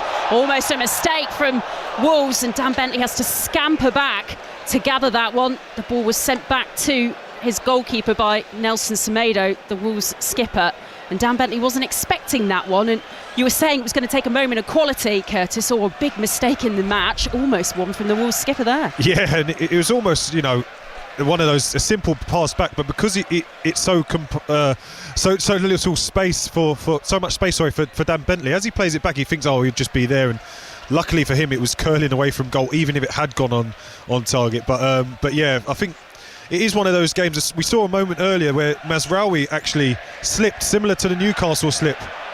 Ball over the top. Cunha tries to attack that one. Still Cunha in the area. Masters very well to get that clear up midway through Manchester United's half. It's picked up by João Gomez. Back to Bueno, just inside the Manchester United half. Little bit of energy, little bit of impetus here. The Wolves attack now. Bueno.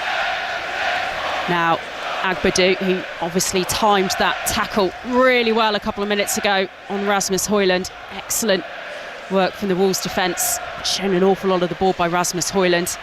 Back to Totti Gomez, and then Wolves try to get forward again with Ryan Aitnor down that left-hand side. And Matheus Cunha goes down under a challenge, wins the free kick for Wolves, just deep on that left-hand side. But again, it feels like a needless tackle, needless free kick to give away from a Manchester United perspective. Yeah, it's very reactive because the ball's been played around him. It's one of those where Dorgu starts running back and maybe gets a bit worried that it might lead to a goal, and maybe takes the harsh decision to hack Cunha down, and yes, it's an easy booking considering what Andre has booked for in the first half. Yeah, so first caution for a Manchester United player coming to Patrick Dorgu. That foul on Cunha. Our replay monitor is just showing us that Rasmus Højlund chance again. He just kept expecting him to try and take the shot on, get the ball away, and it never came. And Totti Gomez able to put in that really well-timed challenge to win the ball back for Wolves, and they're just going to take their time. Wolverhampton Wanderers taking this set piece very deep on that left-hand side, midway through the Manchester United half. It's swept in now to that near side, doesn't beat the first man. Eriksson toes that one away, back up to Nelson Semedo, edge of the centre circle, loops that one back in, over to that far side. Looks like Manchester United are going to be making some substitutions. No surprise, I think, given the way that this match has been played out. We're going to have two subs, Diogo Dalot and Mason Mount, both stripped off, ready to come on. We've played 11 and a half minutes of the second half, and the chances have been few and far between.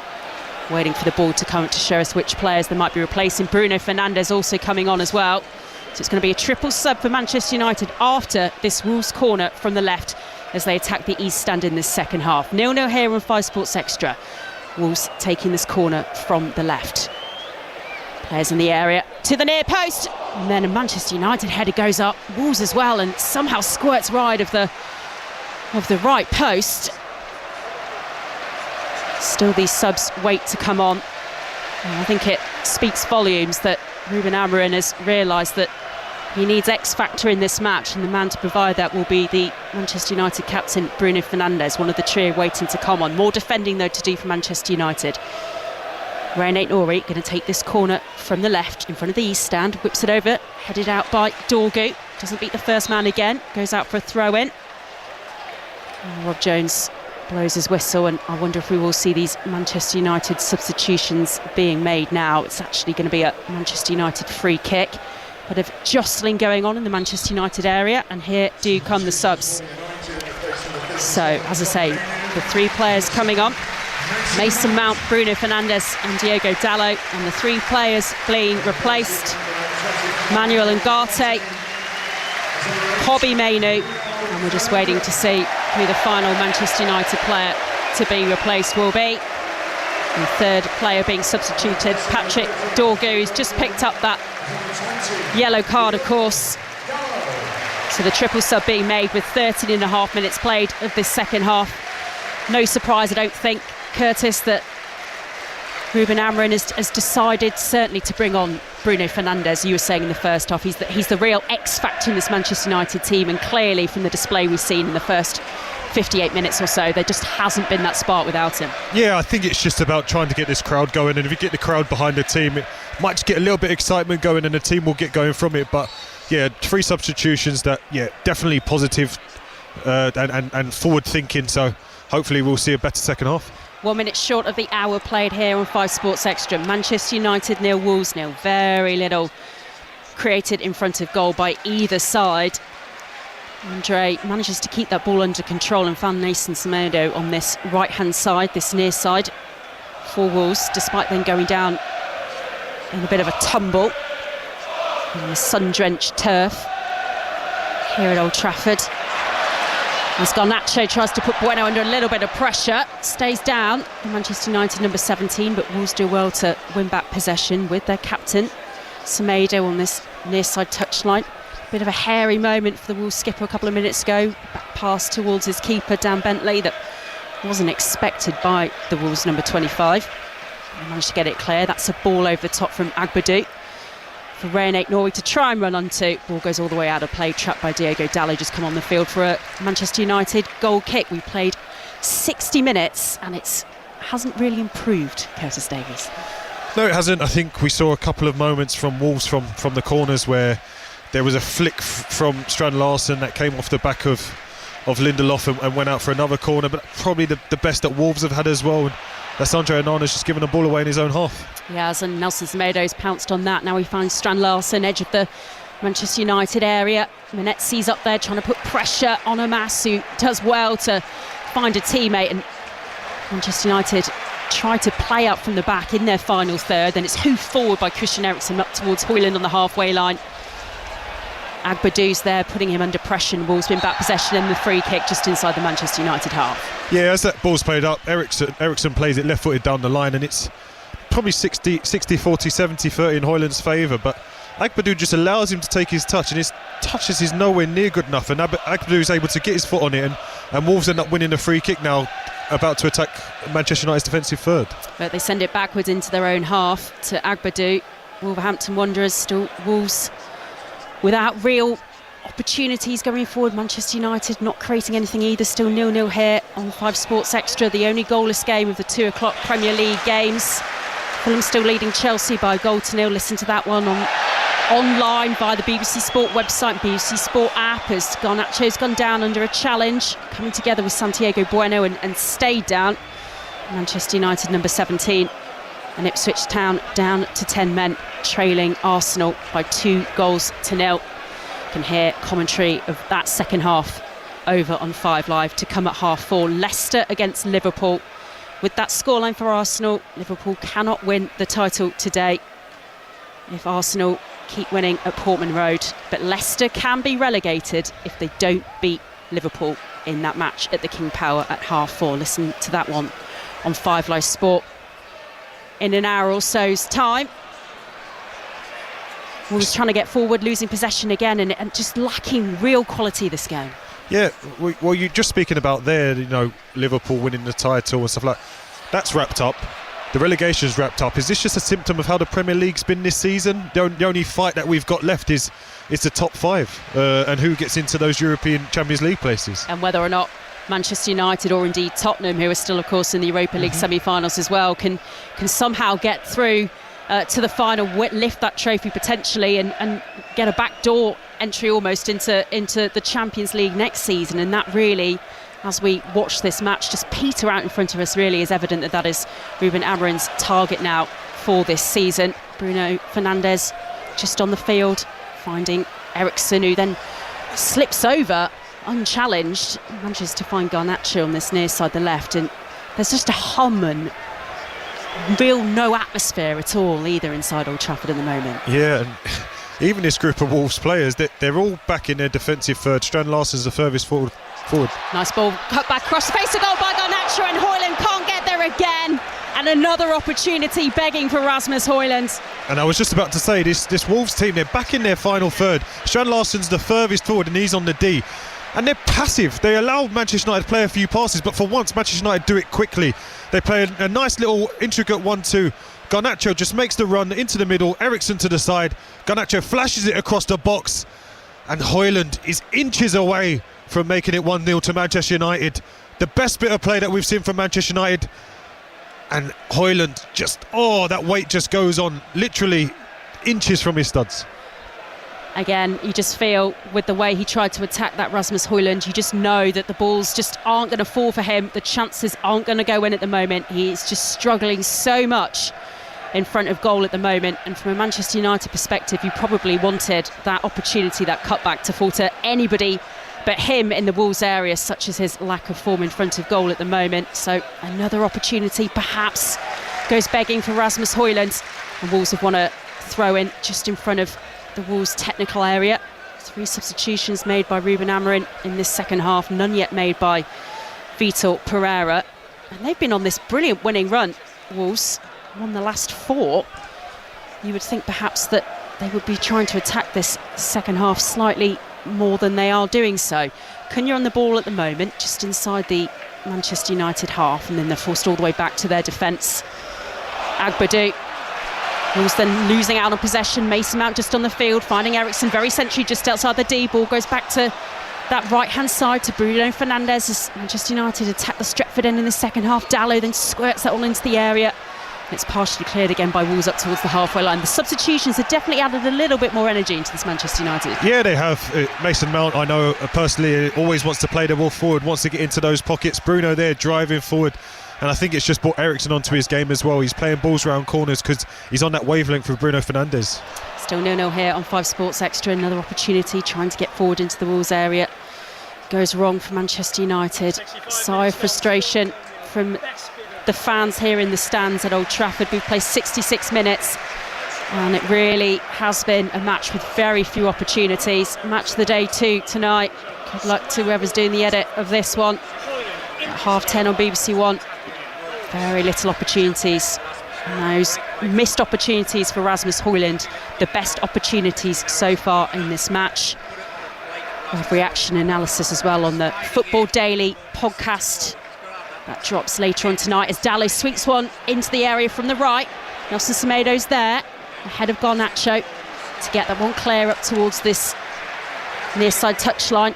The right for Wolves for the throw-in for Manchester United. It's got to be a bit of frustration there because the ball goes to Dallo on the right-hand side. He's all alone, so he either is going to take on the fullback or he's going to put the ball in the box. As he puts the ball in the box, nobody has made a run, and it's easy for Semedo to then clear his lines. It's just really frustrating, and I guess another symptom of why Manchester United are about to face their fewest wins and score their least goals in Premier League history, because they just don't have that instinct to go and put teams to bed and score goals. One possession though here, edge of the Wolves area. It was Bruno Fernandes there picking the pocket of Andre, and then Andre wins the free kick just outside the Wolves area. And from a Wolverhampton Wanderers perspective, trying to play out creatively around the edge of their final third. That is a free kick at a valuable point to win for Andre. Yeah, Andre did really well there. Initially it was him that lost it, but with some great quick feet and intricate play, he manages to draw the foul. I think it's from Mason Mount. Yep, Mason Mount just catches him on the toes, which was a booking for Andre in the first half. But Mason Mount's come away with no booking. Yeah, and Andre's still down, just a little bit of pain, just clutching his right foot, just got to his feet now, having words with Rob Jones, our referee, and Dan Bentley. And there are some Wolves substitutions just warming up. You can see Pablo Sarabia, looks like he's going to be coming on shortly, stripping off his training jersey. Some other subs as well going to be made by Vitor Pereira and another Manchester United sub as well. Chido Obi on the touchline, just having a conversation with Ruben Amorim, and going to come on shortly in the second half for Manchester United. Midway through the second half here at Old Trafford, it is still Manchester United 0, Wolverhampton Wanderers 0. Ipswich Town still trail 2-0 at home to Arsenal, a result which all but sends them down. Mathematically they're not there yet, but they pretty much are. And Leicester could get relegated as well later on if they fail to beat Liverpool. That's the half-hour commentary on 5 Live Sport. Another free kick on the halfway line. Garnacho in the walls a little bit in this second half, gone down again. Yeah, the last time he was in brackets in the wars, he got up straight away. I think it's one of those he was trying to draw the foul. The referee had only given a throw in, but he looks like he's going to get back to his feet again as usual. And he's back up and he's fine, because ultimately once there's a sub on the sideline, it could be an easy reason for the manager to sub you instead of who was going to come off. Absolutely, and we're just waiting for the board actually to go up to see who will be subbed for Chido Obi, who is going to be the fourth substitution made by Ruben Amorim in this second half. 24 minutes played of the second half here. I'm just waiting to see who the Manchester United number 56 will replace, and it will be Rasmus Højlund. And given those opportunities that he's missed now in the second half, perhaps no surprise that Rasmus Højlund's being hoiked by his manager. Yeah, I just think it's like for like. It's a striker for a striker. He's had his chance. He unfortunately was inches away. He had the right instincts, but inches away from the Garnacho cross. But yeah, the one where he was on the breakaway initially did good work on the halfway line to get himself away, but just didn't have that quality of mind nor quality of feet to get himself past the Wolves defence and even get a shot on goal. So Rasmus Højlund's been replaced. That is substitution number 4 by Ruben Amorim, who's just got his hands in his pockets as he just stands at the edge of his technical area. And Vitor Pereira is yelling some instructions to the 2 subs he's going to bring on the field shortly for Wolverhampton Wanderers. As we say, Pablo Sarabia and Rodrigo Gomez are going to come onto the field of play shortly. 20 minutes to go in this match, plus stoppage time, which at the moment, hoping won't be too much of, because it's a game that has been particularly entertaining. As I say, that will live long in the memory. Xiao is on the ball at the moment, finding Ryan Aït-Nouri over on that far side, but he goes backwards rather than forwards, and was very happy just to keep possession in their own half. That's a better ball that darts up towards the halfway line. Good control to get it where he wants it from Matthias Cunha, looking up with Strand Larsen. Then the ball swept over to this near side, the right. And Nelson Semedo can't keep that one under control when Bueno trying to. Perhaps uses his hand, but Alejandro Garnacho wins it back for Manchester United anyway, so play's allowed to continue. Ericsson sweeps the ball over to the far side for Mason Mount. Manages to keep that one in, just level with the edge of the Wolves 18-yard box. But again, they go backwards, Manchester United, and the energy and the impetus of getting forward in that move then just slows down once more. Yeah, it's also when you see numbers in the box, there's more men wide than in the box. There's 3 men on the right wing right now, and there's only 1 in the box in Obi Martin, who's got the chance now. Bruno Fernandes feeding in. Chido Obi. But Wolves managed to get it clear, and then Fernandes from the edge of the area in the D doesn't quite get that one right, hits the shot into the turf, and it bounces up and over the top of everyone and into the hands of Dan Bentley. And we might perhaps now have a pause of play for these 2 Wolves subs to be made. But again, Chido Obi getting in the right position, just coming on the field. Yeah, he was in the right position, literally just tried to flick it round to Mason Mount, who was coming in, and just unfortunately just didn't quite land right to get the shot off. And then on the seconds of it, Bruno Fernandes lands him on the edge of the box, awkward one to take, tries to take it on a volley and just smash it into the ground for an easy save, routine save for Dan Bentley. And then a Wolves attack comes to nothing at the other end, and the ball's very comfortably shuffled back towards Andre Onana in the Manchester United goal. But this is better for them trying to get forward again here. Bruno Fernandes coming on the field has definitely made a bit of a difference for Manchester United, a bit more urgency as they try to get forward. Now with Garnacho on this left-hand side as they attack the Stretford end in this second half. Amas is with them in support, but Garnacho instead opts to go back to Christian Eriksen, and then more centrally again with Fredriksson. Back to him again, the 20-year-old Manchester United defender. Now Mazraoui finds Bruno Fernandes just outside the D. Shots blocked straight off a Wolves player, and the ball goes all the way back up towards the halfway line. We've played 28 minutes of the second half now, and it feels like, well, this match is petering out, much as Manchester United's season in the Premier League is at the moment. Mason Mount, better from him.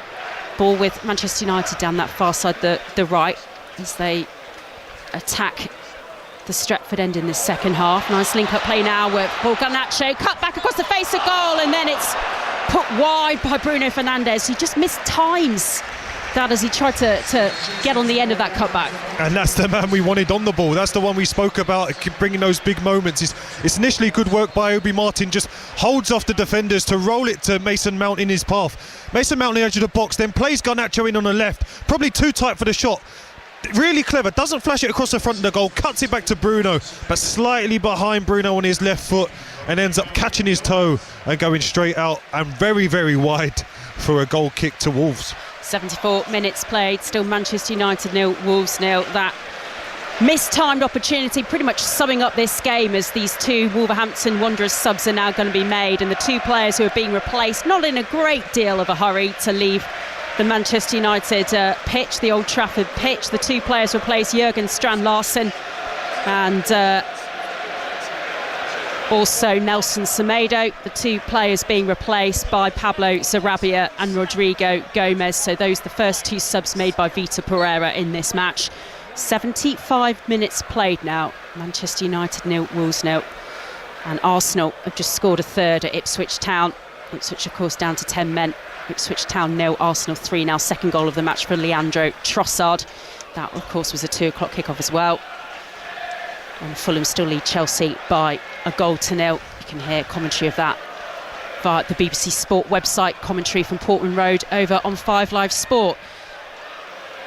Andre on the ball, just puts his toe on top of it to get it under control as he tries to get Wolves going forward midway through their half. Now with Sarabia, who's just come on the field. That's for Rodrigo Gomez to try and run on to.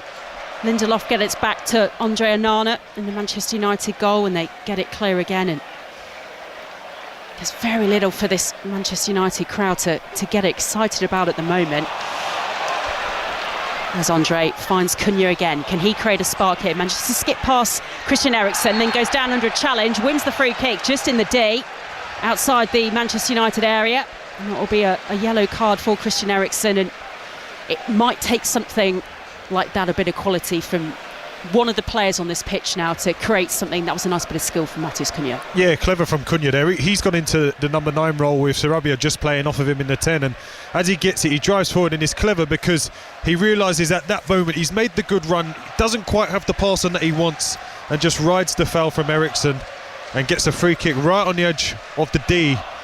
And Wolves with an opportunity to swing the ball on goal, and I'm guessing Aït-Nouri will have his eyes lighting up right now with his left foot to try and have a go with this. Bit of a mother's meeting from the Wolves players, just deciding how they're going to take this free kick. Just very central, just to the right hand side of the D as they attack the east stand in the second half. Still not a cloud in the sky, even the wind seems to have gone.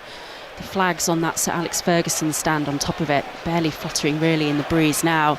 Just so quiet. And that sums up really the atmosphere throughout Old Trafford really here at the moment, with very, very little riding on this match. Wolves Premier League status secure a long time ago. It was at Molineux when they beat West Ham, and Vitor Pereira really celebrated that win. 4 wins on the bounce though. I'm a little bit disappointed perhaps in this Wolves performance. I maybe expected more. Yeah, and I think at the same time they maybe expected Manchester United to come at them a little bit more and maybe didn't want to empty themselves out too much and allow too much space. But yeah, expected more, and the intent seems to have come in this last 5-10 minutes. But here's a free kick opportunity. Sarabia over it. Sarabia shoots straight at Onana and straight into the back of the net. And what an opportunity that was for Pablo Sarabia, just outside the D, and strikes it straight into the back of the Manchester United net and goes to celebrate with the packed Wolves section here inside Old Trafford. And Wolves had the lead. Manchester United 0, Wolves 1. And what a free kick this is. It's a great position for a free kick, yes, but we spoke about the mothers' meeting happening. It was Cunha there was Sarabia, there was Aït-Nouri, but Sarabia made sure he was having it. And as he steps up to it, he absolutely whips it into the top right-hand corner. Andre Onana, absolutely no chance. And seeing it again, the Wolves in a great position, but literally top corner. And no keeper is saving that. Great free kick, and sometimes you just have to hold your hands up to the quality that Sarabia has brought onto the pitch. Yeah, there's so much has been said about Andre Onana, and he's been in the headlines perhaps for the wrong reasons over the last few weeks, but there was nothing he could have done about the ball. The delivery was faultless from Pablo Sarabia. Yeah, it was brilliant. It was a good distance, but you always worried with it being right on the edge of the box. Can he get it up and over the wall? It seems that he's just absolutely rifled it straight as anything and whips it into that top corner. And yeah, a great free kick. You won't see many better goals than that this weekend.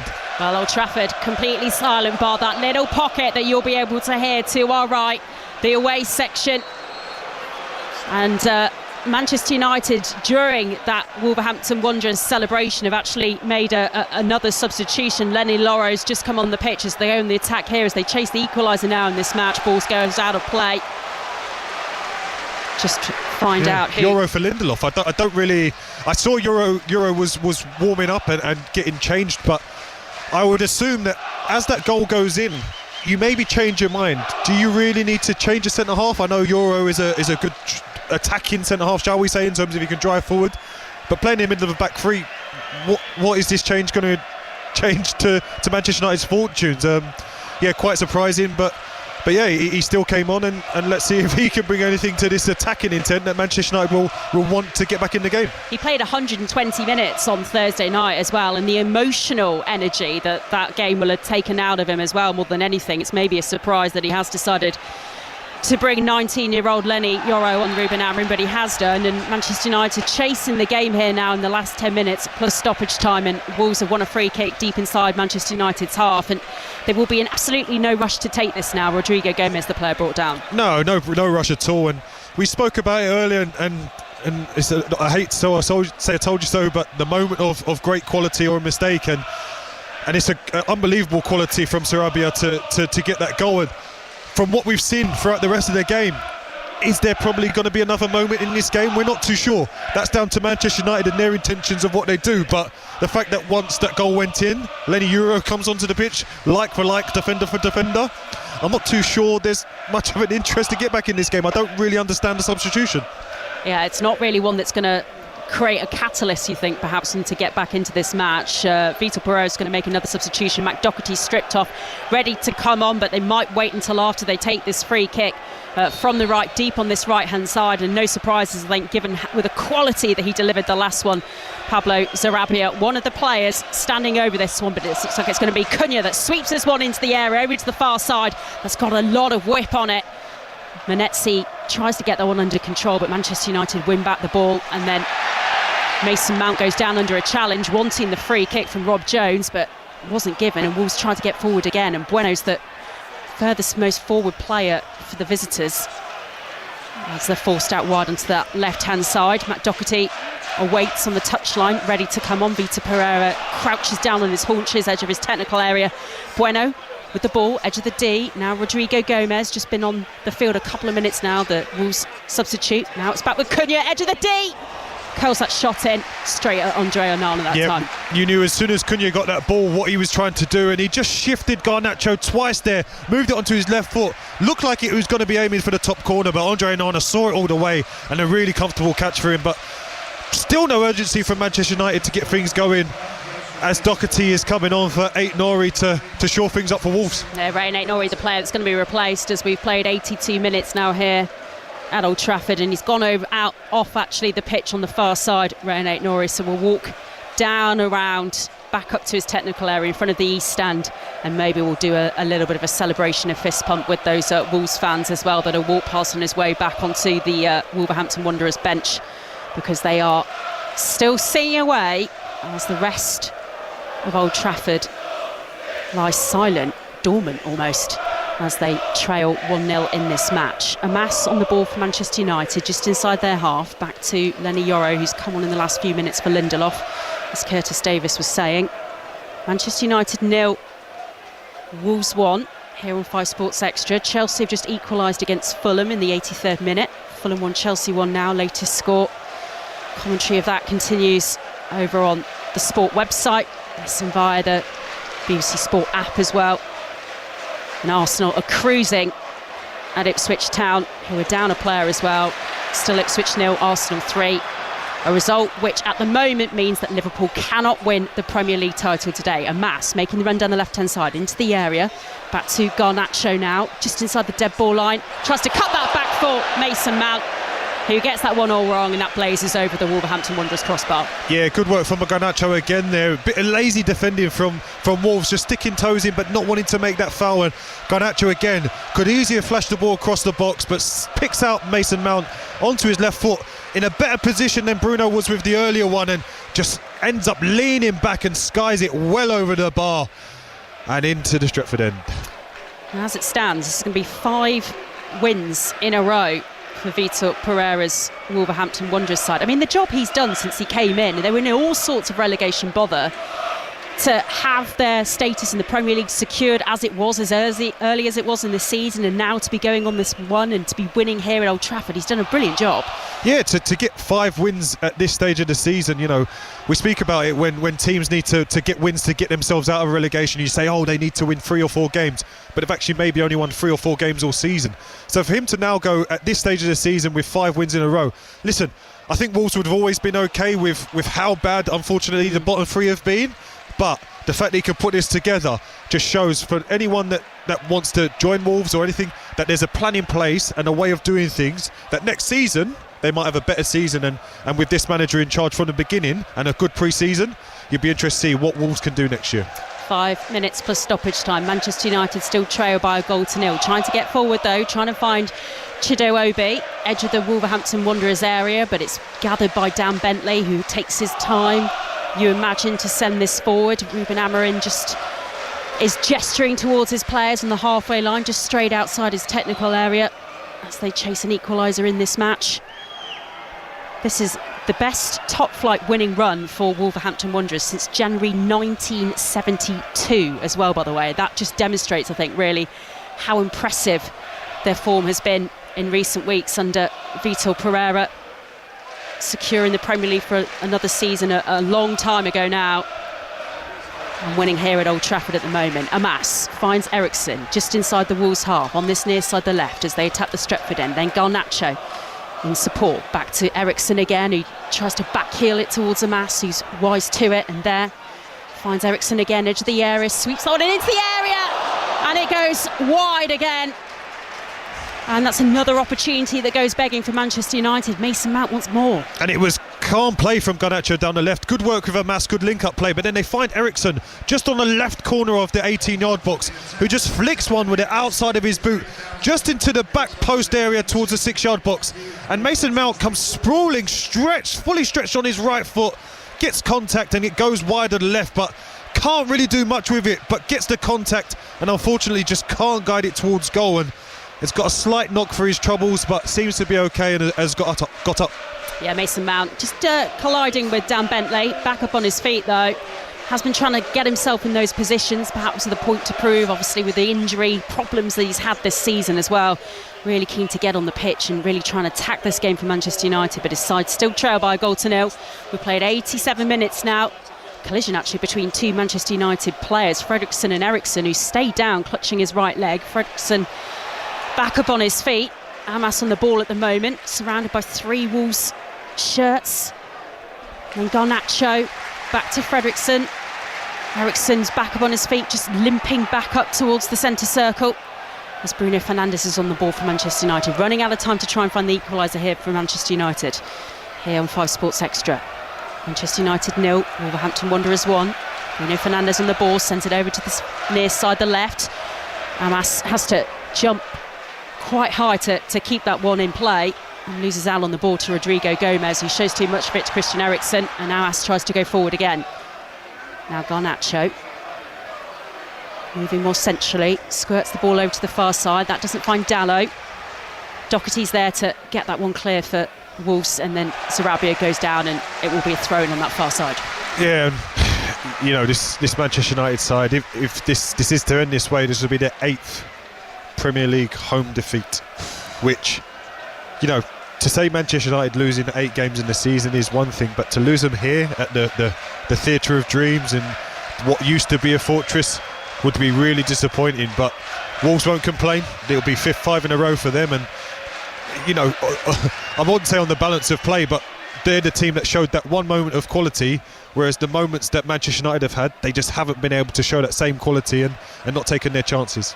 And you do wonder why the opportunities have fallen for players who out of form. In particular, you think of those opportunities for Rasmus Højlund in the second half, not in the field anymore, of course. And if one of those had fallen perhaps to another player, whether Manchester United would have found the back of the net with one of those. As it is, still trailing by a goal to nil and running out of time to create anything here. And Wolves very organised in their shape off the ball now, as they're making it very congested in their half. And Manchester United, who again tried to squirt the ball in from the right from Mason Mount, blocked off Matt Doherty, out for a throw-in on that far side. Manchester United 0, Wolverhampton Wanderers 1, into the 89th minute now. Soon we'll have the board up from the 4th official. How much stoppage time at the end of this match? Still Fulham 1, Chelsea 1, over on that Sport Online commentary. And still Arsenal lead 3-0 at Portman Road against 10-man Ipswich, which means Liverpool cannot win the Premier League today. Garnacho's attempted cross on the left, blocked out from Manchester United corner in front of the Stretford end, and there's a ripple of applause there. This might be an opportunity, perhaps, if Christian Eriksen can get the delivery right. Yeah, Garnacho down this left-hand side has been good this second half. He's got in some good areas, but just not had either the finish or the final quality. But he's won his team another corner here, and let's see if they can do something different with this one. So Christian Eriksen, corner from the left, towards the near post, headed out by Matt Doherty. And then again, Wolves managed to get it clear. Sarabia doing some hard work down there by the right-hand corner flag. Ball goes out of play for a throw-in. Board's going to be up very, very shortly, telling us how much stoppage time we have at the end of this match. Next 3 fixtures for Wolves after today. They've got Leicester at home next Saturday, before Manchester City away and Brighton at home. And in previous seasons, that Manchester City match would be one that they will be fearing, but given how they've managed to come and get the 3 points here today, they'll probably be looking forward to that match. Manchester United, of course, have got Bournemouth away next Sunday before that huge Europa League semi-final first leg in Bilbao against Athletic Club, before Brentford away in the Premier League. 6 minutes of stoppage time goes up on the board. And a lot of Manchester United fans aren't hanging around to watch that 6 minutes of stoppage time play out, Curtis. I don't think they're feeling what's happening on Thursday night in stoppage time is going to happen here this afternoon.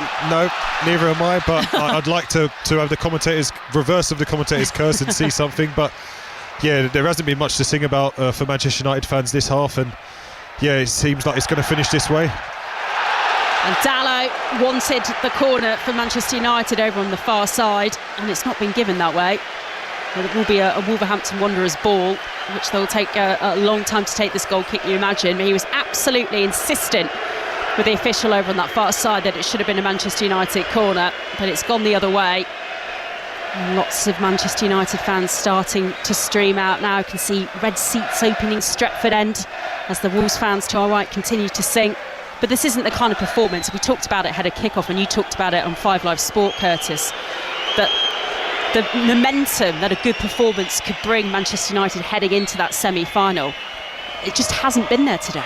No, it hasn't. I think, listen, Amorim has chosen to make those changes, whether or not it's to freshen up and try and get a little bit of freshness into the team and get a performance. Maybe it was that, but also it's getting a rest for those other players that played 120 minutes the other night. But it hasn't worked anyway. You know, in the first half they were quite comfortable, didn't have to expel too much energy, but then they come out in the second half, even with the substitutions. Garnacho's been better this second half, definitely. And Massa and him have had a good link up, but other than that, there hasn't really been much to write home about for Manchester United this half. And Wolves have just literally hadn't have to do much to win this game, except for obviously Sarabia's one bit of quality. And Cunha gave away a free kick for Manchester United in the Manchester United half. That was the roar you heard. Manchester United fans wanting that free kick. Now Rodrigo Gomez is making the run forward into the Manchester United area. He's got support. Can he find a golden shirt? No, he can't. The cutback only finds Bruno Fernandes edge of the D. And now there's some urgency from Manchester United in second half stoppage time. We've played 2.5 minutes of the allocated 6 at the end of this match. Going to be another substitution made shortly by Wolves, but they've got some defending to do at the moment. Cunha, edge of his area, brings down Mason Mount. That will be the free kick for Manchester United just outside the Wolverhampton Wanderers 18-yard box. Yeah, and that's the sign of a tired number 10 slash forward player, because he doesn't need to make the challenge on Mason Mount. The ball is hung up from the right hand side. I think it's Dalot that hangs the ball up for Mason Mount. Not the kind of pass he wanted. Mason Mount brings it down, but Cunha just needs to relax because he's going away from goal. He hasn't got many options. Kicks him straight in the back of the calf. Free kick. And now Wolves have to defend this in the last few minutes to make sure they get the win here at Old Trafford. And interestingly, you don't always see this ahead of having to defend a set piece, but Vitor Pereira has decided that that's the last bit of action Matheus Cunha is going to see in this match, and is bringing him off before Manchester United take this free kick for Nasser Jigger. We have got 2.5 minutes of second half stoppage time to play here, and this is an opportunity perhaps for Manchester United to find another late equaliser. They did it here on Thursday night. They then went on to find an unlikely winner in extra time, stoppage time against Lyon in the Europa League. What can Bruno Fernandes create from this free kick on the left hand side as they attack the Stretford end right at the end of this match? 3 men in the Wolverhampton Wanderers wall as Bruno Fernandes, the Manchester United captain, stands over this ball, takes a breath, sends it in and over the top of Dan Bentley's crossbar. And that pretty much sums up Manchester United's afternoon, Curtis Davis. It does sum up the afternoon, because there's a different man on the free kick, but with those free kicks all afternoon, they've not been good enough. And unfortunately, Bruno, the man that we wanted to see to potentially give him that moment, didn't have the same quality as Sarabia had. And interesting to note that if Wolves see this game out, it will be their first league double over Manchester United since 1980. So does that say more about Wolves or Manchester United? I'll let you make that decision, Maz. And it also, I guess, this performance this afternoon demonstrates to Ruben Amorim the lack of strength and depth he has in this Manchester United squad. Having to bring on Bruno Fernandes to try and add the X factor to his team in the second half, as a ball out from Andre Onana is fired straight at Menezes and Wolves, and the Manchester United goalkeeper holds his hand up in apology to his team. The ball goes out of play for a goal kick, but it shows the lack of strength and depth in this Manchester United squad, and clearly that is going to be a huge focus for Ruben Amorim in the close season. It is, and I think when we looked at the substitution of Euro for Lindelof, when I actually looked at the bench, I didn't know who else really could have come on to improve it anyway. Casemiro, who was brilliant with his assists and winning the penalty on Thursday, yes, he would have maybe had a bit more forward quality if you changed the shape maybe, but there's nobody there. And that's the worry with Xerxes being injured still, and even himself has only scored 3 goals this season. You know, that's a big worry for Manchester United, that they don't have those players that can come on and change the game. And it just makes the pressure on that Europa League semi-final that bit more as Bruno Fernandes tries to fire a ball into the area over on the far side. Wolves partially get it clear, really back defending now. All of Wolves' outfield players in their final third, just trying to keep Manchester United at bay. In second half stoppage time here on 5 Sports Extra, Manchester United still trailing by a 1-0. So that Pablo Sarabia free kick is Garnacho's urged forward by the Manchester United crowd on the left-hand side of the Wolves half. Back to Bruno Fernandes in the D, sent forward by Eriksson.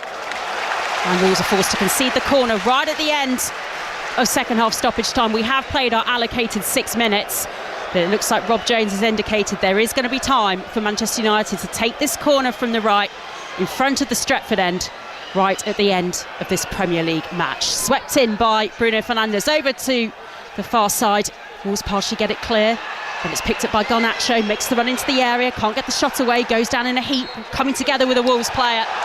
And Wolves win the free kick just inside their area. And that probably will be that, Curtis Davis. Yeah, that will be that. I don't quite know what Garnacho does wrong there. He takes on the shot and it gets blocked, and the referee gives Wolves the free kick. But yes, another corner lacking quality, lacking idea, and Wolves are going to be able to clear their lines and take all 3 points and the league double over Manchester United. Yeah, for the first time, as Curtis was saying, since 1980, so 45 years since Wolverhampton Wanderers last did the league double over Manchester United. That win, of course, on Boxing Day, 2-0 win at Molineux, and then this 1-0 win today. And you think now that at any second now Rob Jones will blow the whistle for full time in this match, as that free kick is sent forward by Dan Bentley. And that is the full-time whistle, and that's the roar of appreciation from the Wolves section in this ground. The only area of Old Trafford still full of fans. The golden shirts of the Wolverhampton Wanderers fans have seen their players win 5 matches in a row now. That brilliant free kick from Pablo Sarabia, the only moment of quality, in truth, in this match, Curtis. Yeah, the only moment of quality, and I'm just thankful for him coming onto the pitch so we've got something to talk about, because it was an amazing free kick, and the game probably deserved that bit of quality but didn't have it at all. So the fact that he could come at that moment was brilliant, and a great win for Wolves, taking it 5 in a row. But on to Manchester United, making more records at the wrong end of what they wanted to be doing. They're already going to have their worst finish. Their worst finish before was 8th. Fewest wins. They've only won 10 games this season. They've only got 5 games left. Are gonna unfortunately have that as the fewest wins this season. Most losses now goes to 15 losses this season, which is their worst in Premier League history. So they've got a lot of things going on that they're going to need to improve on. Amorim's going to have a good look at them before the next game. But I think the only positive Manchester United can say is the 2 young lads, both Fredriksson and Amas, both came through, both looked to take part and were both brilliant in the game. So they can work on that, but ultimately it's all eyes on Athletic Bilbao and trying to get through to that Europa League final. Yeah, very much after the Lord Mayor's show this afternoon, after what happened against Lyon on Thursday night. Manchester United stumbling to another defeat in the Premier League here at Old Trafford. It's finished Manchester United 0, Wolverhampton Wanderers 1, but the live sport continues here on 5 Sports Extra. Let's turn our attention to the Women's Six Nations and join BBC Wales's commentary of Wales against Ireland.